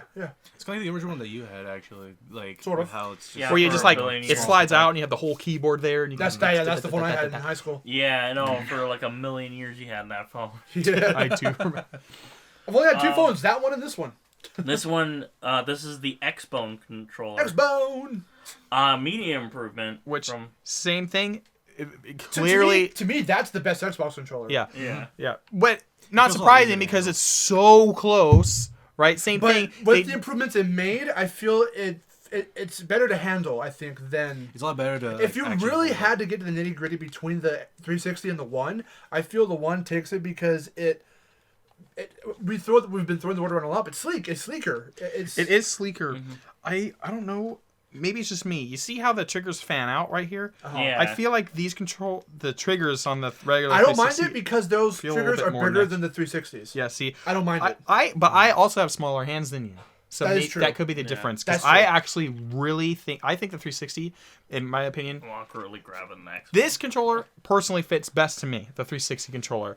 I really like the Xbox One. For me, it was a slight step the other direction. Simply, obviously, it was the other way for you, and I think, but that's just me there. I think it's probably just depends on size your hands probably and would stuff have like helped that, this right? out is like maybe they could have flattened this out a little bit more. Maybe not have this flare up so much. Let me feel that again. I understand, but it still gets everything across. Plus, I love the way they handled LB and RB. Yeah. I think I like the buttons better than the 360, but I think I like the triggers and the way it's held There's very a little bit better. this staple looking, just kind of black design in it. And of course, now they've dropped the battery pack. Yes. Except kind well, of. the batteries It's not a giant. here. It's not a giant chunk on the back. Is what I'm saying. It fits a little bit more. It's like the Wii. It's like the Wii remote in that sense. Yes. It's just on the back. It's very non-intrusive. It's very good. Yeah. You got your headphone jack and everything here. The buttons are a little bit different. They're not start and select anymore. Now it's like, I don't know what they're called for Xbox. It's like your options. Sharing options. Yeah. Yeah. I really wish I would have brought the Series X controller because like I actually have that. I should have. I don't really think there's any real marketable difference between the Xbox controller and the I will Series look X. up an image of one really quick, just so we at least can look at. Do you know, what's funny? What I find funny about this is that I actually never thought that I would get used to a controller like this, just because I would hardly ever play Xbox. But having played games like BioShock for as long as I have, and Banjo, Cuphead, Banjo, and stuff Cuphead. like that, it feels nice to use. Like I thought it would be It's a a little solid bit. I thought it'd be controller, I'm weirder telling than 360 because I have used a 360 before. Oh yeah, by the way, 360 does have a better handle on its D-pad. It's still that little weird circular thing, but the one has a cross. So like the older Nintendo consoles. Yeah, it feels like a D-pad. It like feels a lot better. Traditional D-pad. Also, the Xbox 360 button, the home button, is all bumped up in 3D, and it's very flat, and it looks way more, again, sleek, a little more 2.5D almost, because it still has that classic, Xbox shape to it, but it would first adopt with the 360, but it's just more refined. And Yeah, because on the Duke, the Xbox logo is just there for aesthetic, really. Oh yeah, actually, one mark against the Series X. This is the Series X controller. They do go back to the circular design. yeah, because it has the more traditional. What's the middle button? There's the two, the start or the options. Oh yeah, I don't know what that is because I don't have it. I don't have a Series X. What's that center of the three? That middle button. I think that one right in the middle. I'll try to see if I can zoom in. Yes. I'm trying to remember what that is. Was that? It looks maybe like a microphone button. Oh, that might be a mic button. Oh, okay. Oh, so let the DualSense. Yeah. Like your mic mute. Yeah, but see what they do with the D-pad. They kind of go. Yeah, they kind of go back. They went back. Yeah, the Xbox, an X-Bone is kind of the. They went back. They went to the cross. The traditional cross. Yeah. That I do like. Yeah, that's kind of the thing. I still prefer when it's individual buttons like on the on the Joy-Cons or on every PlayStation controller. But you can definitely see the Xbox's influence on controllers now. Like I said, the Switch Pro takes from before we it. get A there, lot let's of do that third-party controllers are based off of the Xbox ergonomic design now. Same thing. A lot of controllers for like the computer are the same thing. Gamepads are based off. It's just a really popular design, and it's clear to see why. Yes, it just holds really well. So that's the big three trios. Unfortunately, we don't have quite as much to talk about the Series X, but because we don't have the physical controller, and I think only really one. Well, me. We only have one person here that's actually had experience with the Series X controller. So, would you say, at least off the top of your head, just to get it on, what to compare it to this? Would you say there's any major difference, or is it pretty? I think it's pretty consistent. Like pretty consistent. Right around like Xbox 360. They haven't really changed much about the controller's layout. At that What point. about the One S? Same thing. It's the same thing. Victor, the One S is essentially the PS5 Slim. Yes. Or digital edition. That's all it is. Yes. It's the just slim. a It's a slim Xbox. It's a discless. Oh, okay then. It's basically like what PlayStation did. You had like the original Chonky Boy, and then that's the P2 every Slim. fucking PlayStation console. Yeah, that's true too. You have the Chonky Boy, then you got the smaller Slim design for every single. Console. I have the S at home. That's what I have. But yeah. Xbox One S. Yes. Yeah, that's a little weird too. Which it's like Xbox One, Xbox One X, Xbox One S. Okay, so what's your next console called? Series X. Yeah, their naming And scheme its counterpart, the Series S. I know. I remember the same thing. When you go to the Xbox, What? That's funny. When you went to the Xbox One, I'm like, "What do you mean? We already had an Xbox One." Yeah, so I always say Xbox original. Yeah. I Or have to Xbox just Classic. say, Yeah. most consistent naming scheme Or has just been Xbox. has just been PlayStation's. Like, what's that one? That one's the 3. What about that one? That's the 4. Yeah. PS1, What are we gonna call PS2, 3, what are we 4, gonna 5. What are we gonna call this one? We're gonna call it the PlayStation Excelsior. Really? No, it's the PS5, dumbass. There was one that was called the PSX, and I forget if it was just the slim PlayStation, and they called it that somewhere else. Oh yeah, there was like the what about our portable ones? PSP. PSP. PSP. What about the other one? PS Vita. The Vita. That's the only one that even dares to deviate from anything. And that one was the worst selling one. it was Like, the name. stick with the number. It wasn't the games. It was the name. It was a combination of those. It's like, all right, we tried it the Xbox way. It didn't work. That's probably why they don't sell as well as us. Stick with the numbers. So before we get into our final two, which are from the same company, from the big three, Sony, Microsoft, Nintendo, I know a lot of you guys haven't played with them, with these controllers, but we've been handling them, feeling them. Just from the handling sense and the designs as we've been critiquing, which one from each company do you say would be like the quintessential controller you'd want to play with, or that you like, your favorite, the best in your opinion, from each one? For me, this might be kind of a boring answer, but it's just the right answer for me. Is Go for it. Have we noticed? When you go back, the controllers are way different, and they've all kind of slowly morphed into the like modern controllers. The modern controller, and they've kind of settled into this style. I think we've kind of finally started to figure out this, a little bit different variation for different people, but ultimately the Switch Pro controller, the PS5 controller, the Xbox 360 to Xbox Series X controller style is kind of, and anything in a near variation is sort of what people want. It's what fits the best people's controllers. It's the best button layout, right? There's a little bit of difference, like the PS5's, the way it handles its D-pad and thumbstick is slightly different than how the Switch Pro and stuff.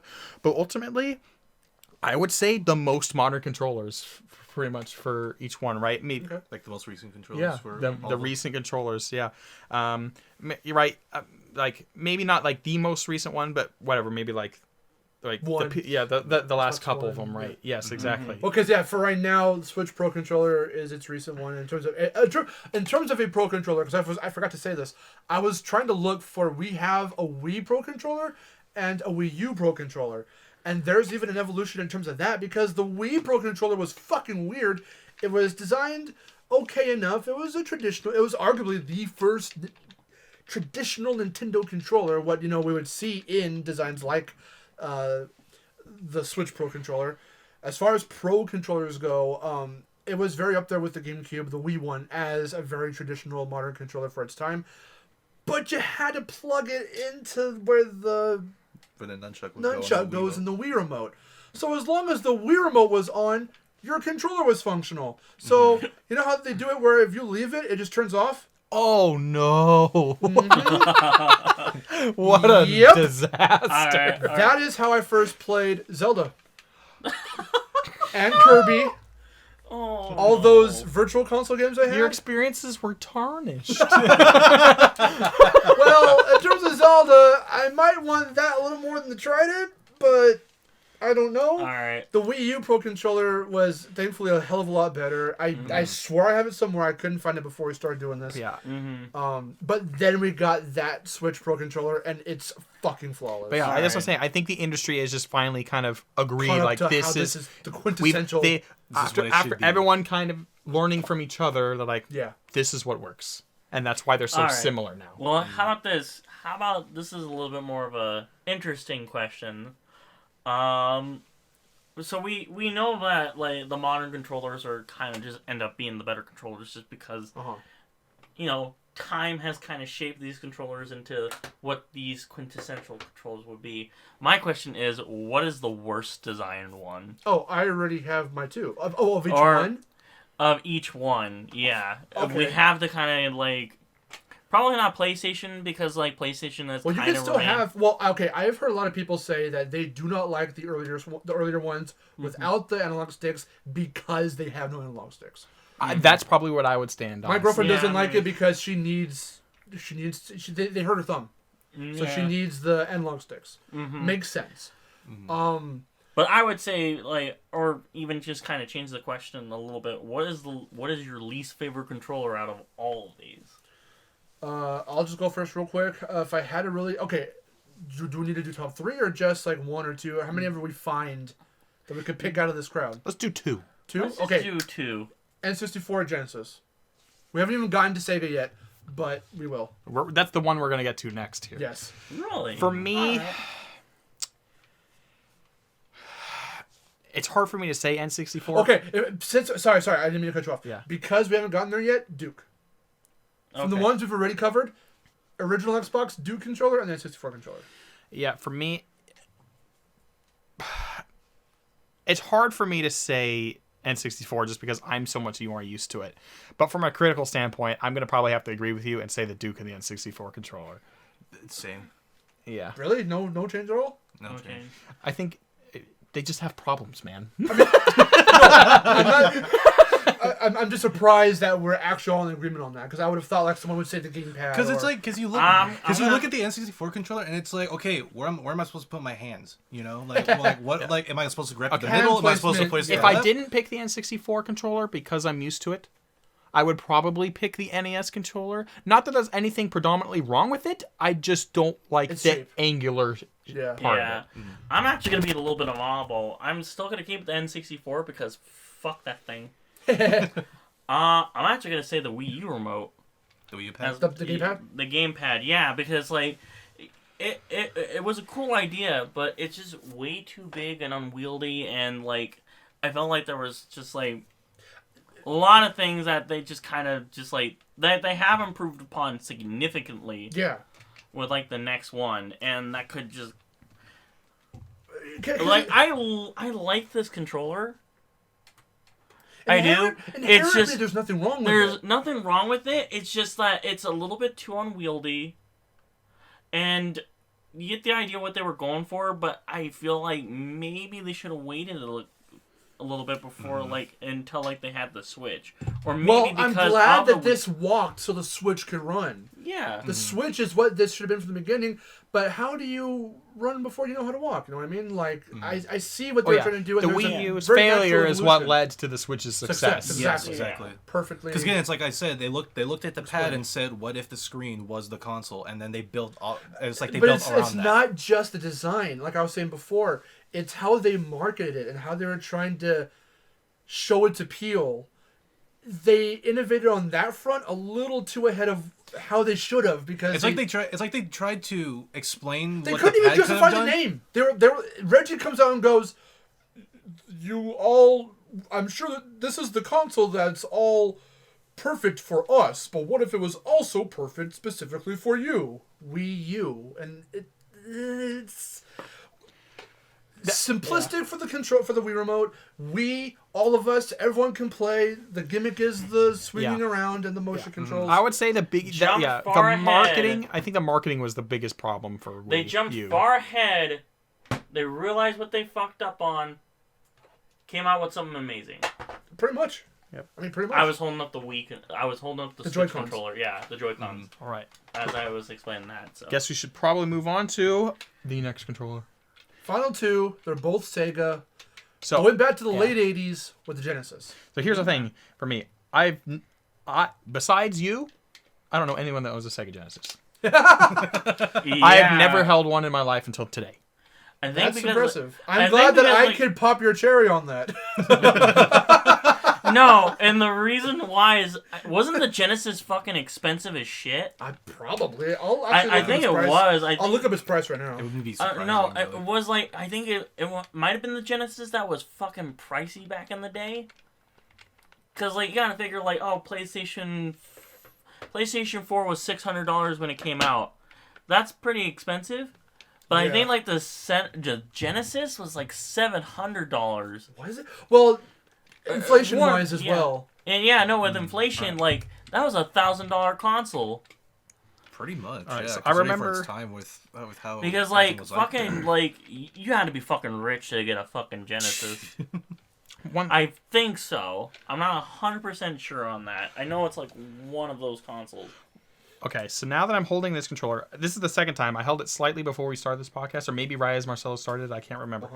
And I remember briefly bringing up that. Actually, I was talking to Victor about this. Is the way this controller is, because it's rounded. It's round. It's compared to all the other controllers we've seen. This one's like the roundest one. The D-pad is fine. The trigger, the A, B, C buttons. I feel like B and C are okay for where my thumb is. I feel like A is a little bit of a stretch. The D-pad is fine. The start button's a little of a stretch too. But the big problem I have too is this, because of the shape, I feel like I should have trigger buttons and they're just not there. And yeah, it's like an LR weird. buttons, but But there's none. The biggest problem I have with this actually is the way my fingers rest on the bottom of this controller. Like, there is no place for me to put my fingers to have these rests right. Because you look in the bottom, look at how smooth it is. Do the right? math, Wes. So It's smooth, and then it has this weird ass lip. $188 or $98. It was one of the two. 100 Oh, was the Genesis. How much is that today? Because $1.88 is $240 now. That would have been actually pretty similar to what the PlayStation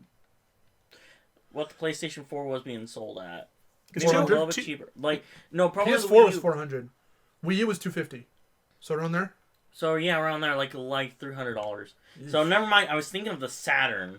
Saturn. That was my Oh, bad. Saturn. The Saturn was like fucking expensive. But did you hear what I had to say about this? Or were you too distracted? I was trying to listen and at the same time, hey, they heard it. Now tell it again to me. It's round. Yes. The D-pad, for the most part, is fine. I don't really have an issue with this. Okay. B, C are fine. I feel like my thumb reaches these fine. Again, I have a little bit smaller hands.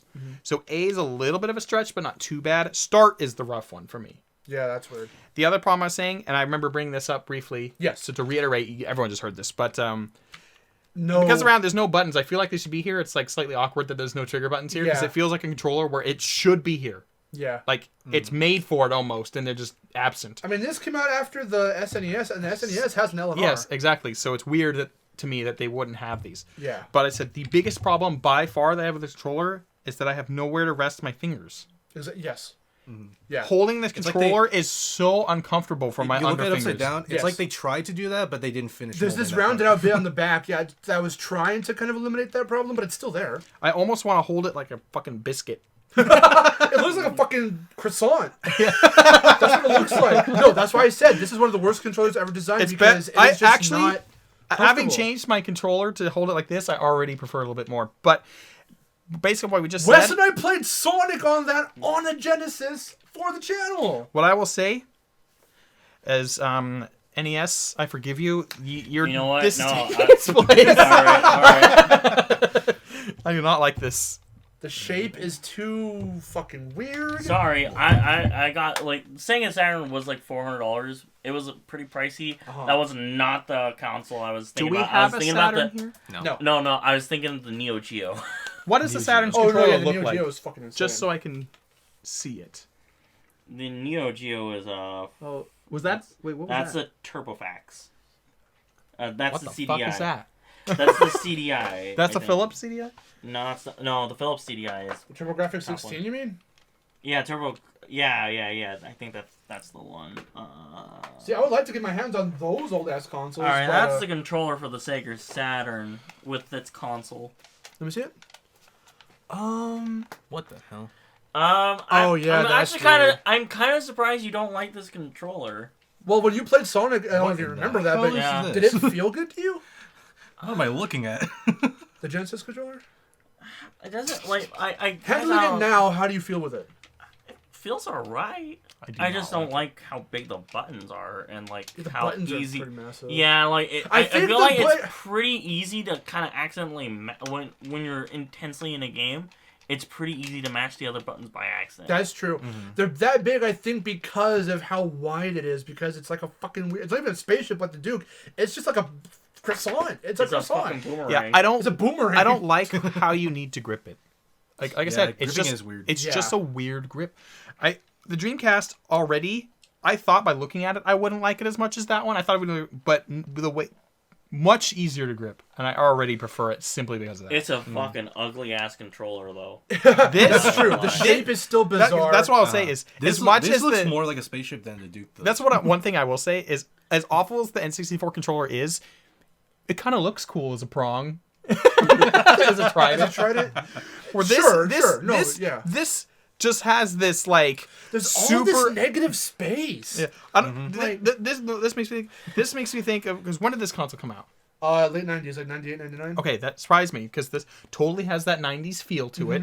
It totally Yeah. looks like that really nerdy guy that That's sits in a nerdy. fucking. Like, hey guy, if you want to play on my Dreamcast, It just has that vibe to it. I'm gonna play Sonic on my second Dreamcast. I'm not sure. Sonic Adventure. I'm not sure Sonic if the Adventure. I'm not sure the Saturn has it, but this is the one controller I noticed out of all these that has the plug-in on the bottom The of the wire controller. comes out the bottom.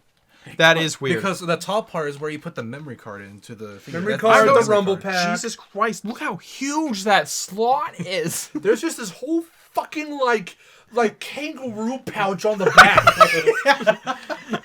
Sorry, Xbox 360 It's missing its baby controller. right We now. thought you had some rump in your trunk. No, this thing is a whole Don't get your- fucking. Wait, so does this get removed? Yeah, it's Yeah. it's a memory card. Just yank it out. Yeah. There you go.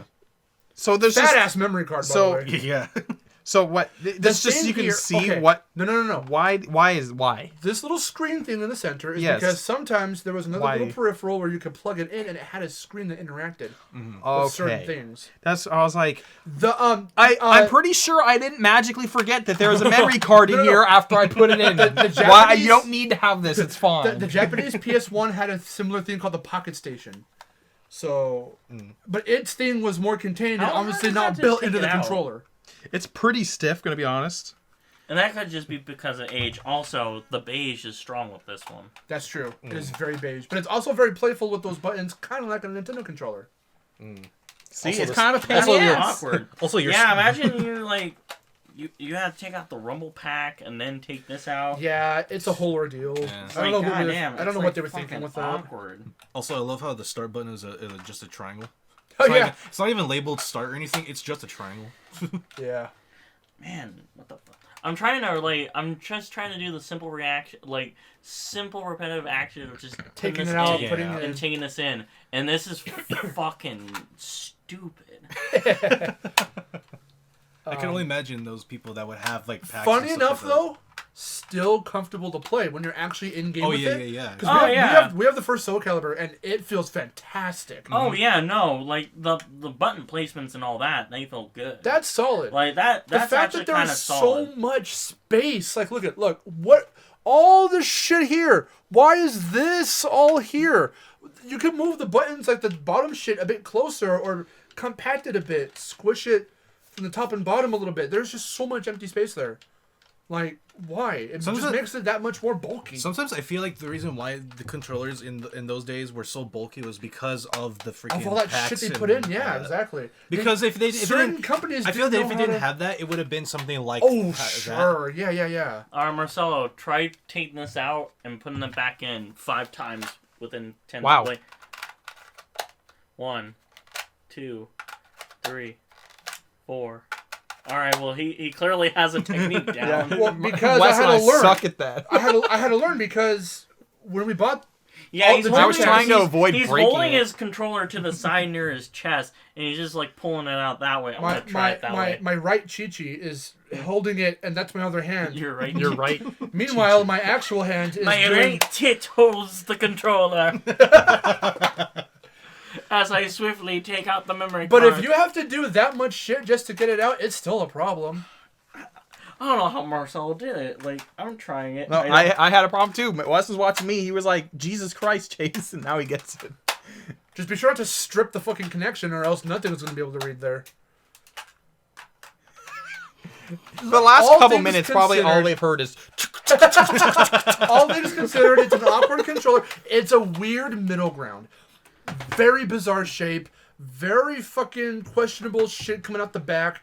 But when you're in-game, it feels comfortable. It's not that bad. Yeah, I can imagine. It's very comfortable when you're playing with it, but it has, like, the fucking spaceship shape of, like, the Duke. It's like all the things color, of the worst controllers. Like, the kid-friendly colors of, like... a Nintendo controller. Of the Nintendo controller, and it's just butt-ass ugly. But... weirdly still kind of solid when you're actually in game and you don't think about it too much.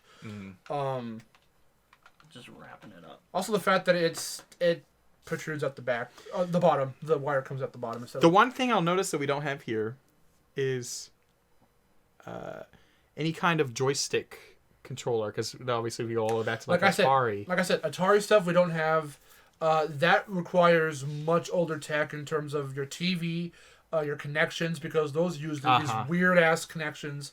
Yeah. I've watched enough AVGN to see like how those are set up, but like we just don't have that. We've kind of advanced in the house. We've kind of advanced a little beyond that at this point. I do have a CRT. We could plug any of this shit to a CRT and it would look pretty good. Yeah.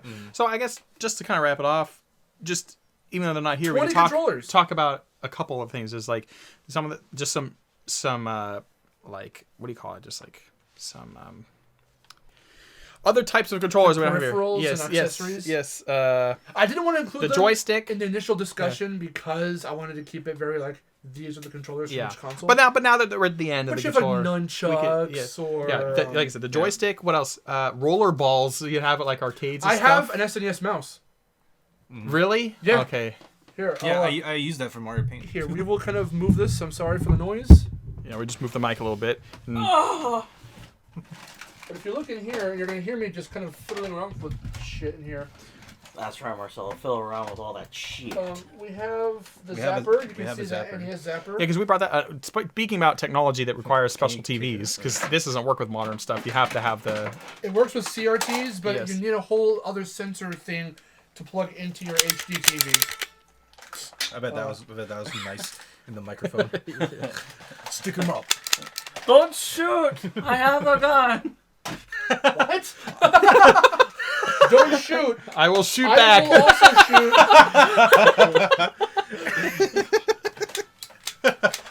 shoot. Don't fire off your firearm because I'm going to do the same thing with mine. Not if I do it first. So, I don't know about you, but this is how I played Duck Hunt. Right. Right.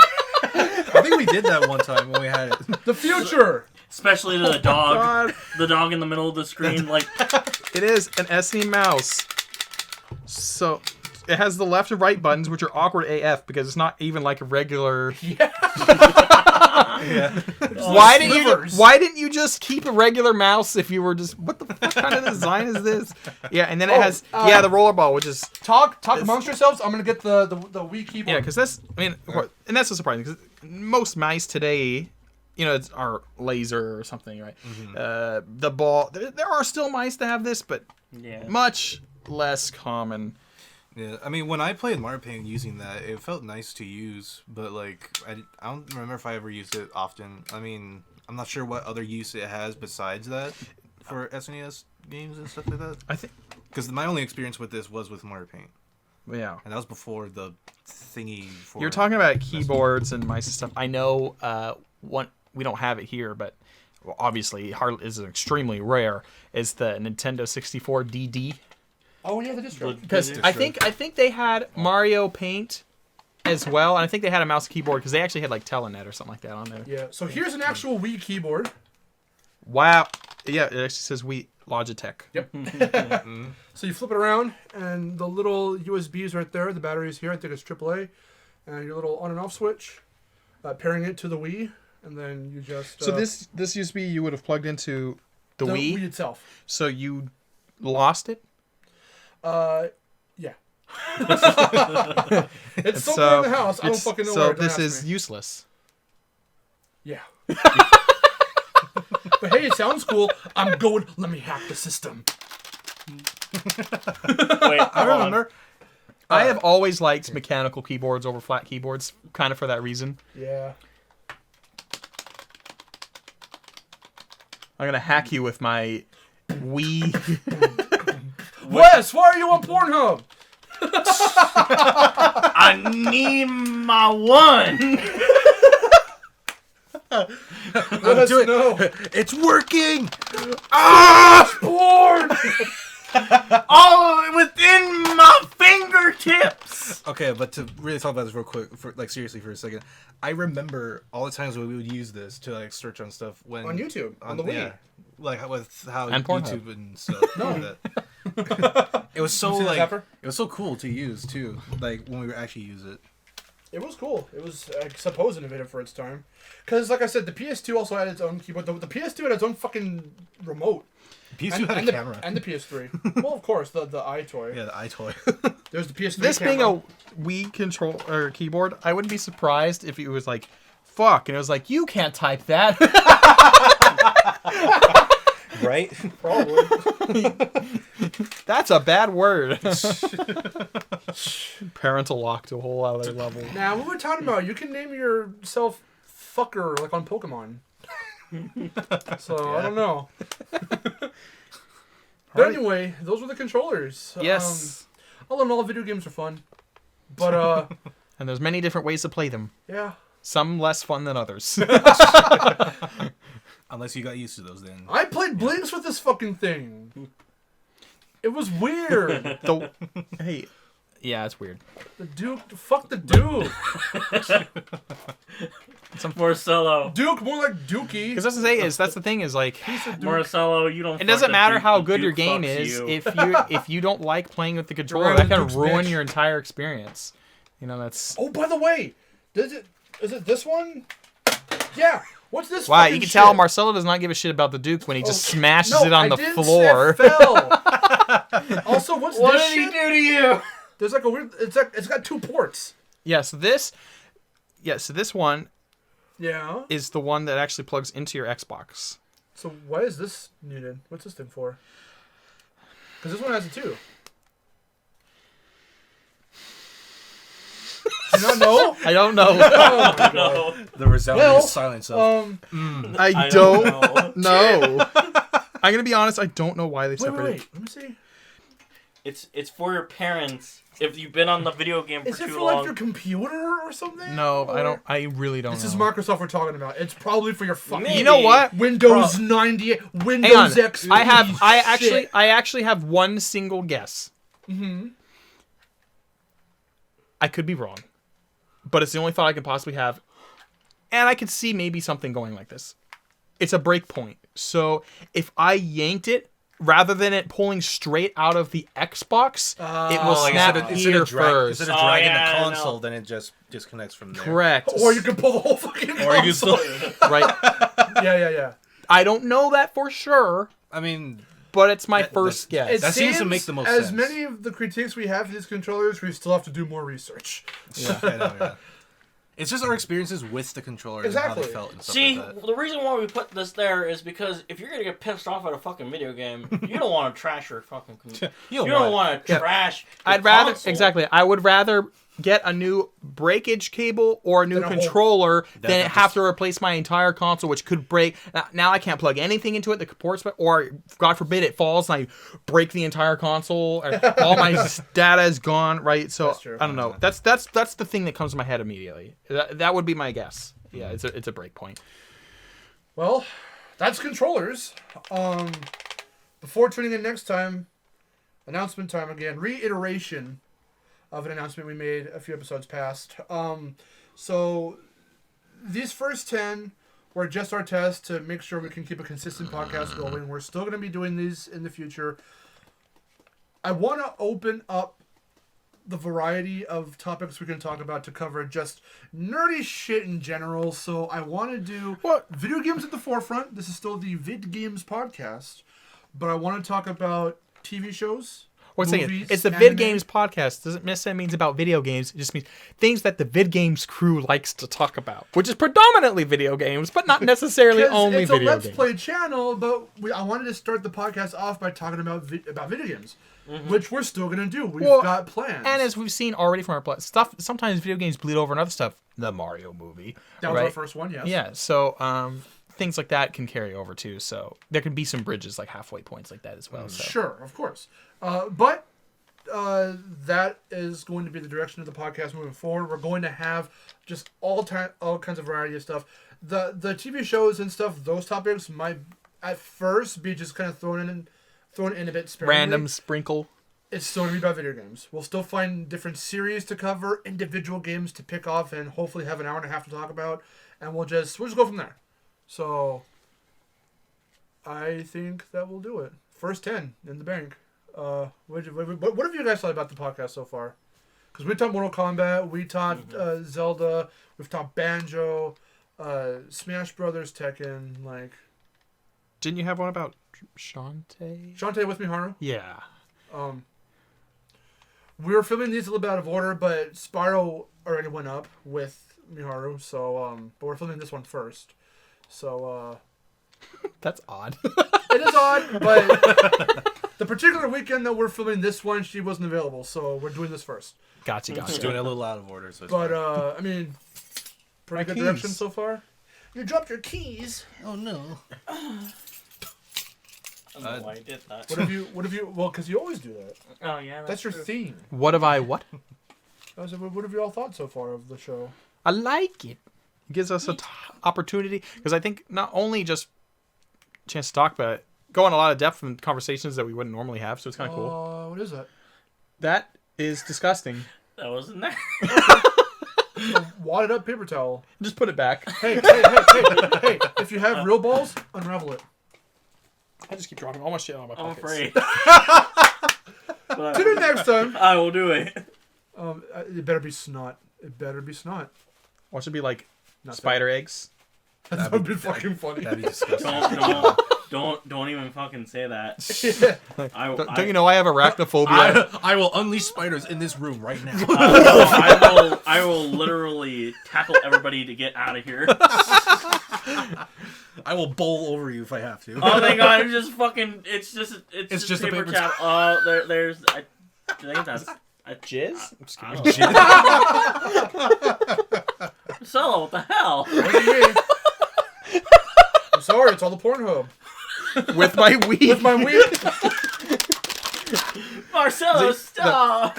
It's the Wii keyboard for your Wii. Yeah. That's why they named it that. We play with our Wiis. Okay, next time. Yeah, tune in next time. This is getting out of hand. It's getting a little wild here. Have a good VidGames goes wild.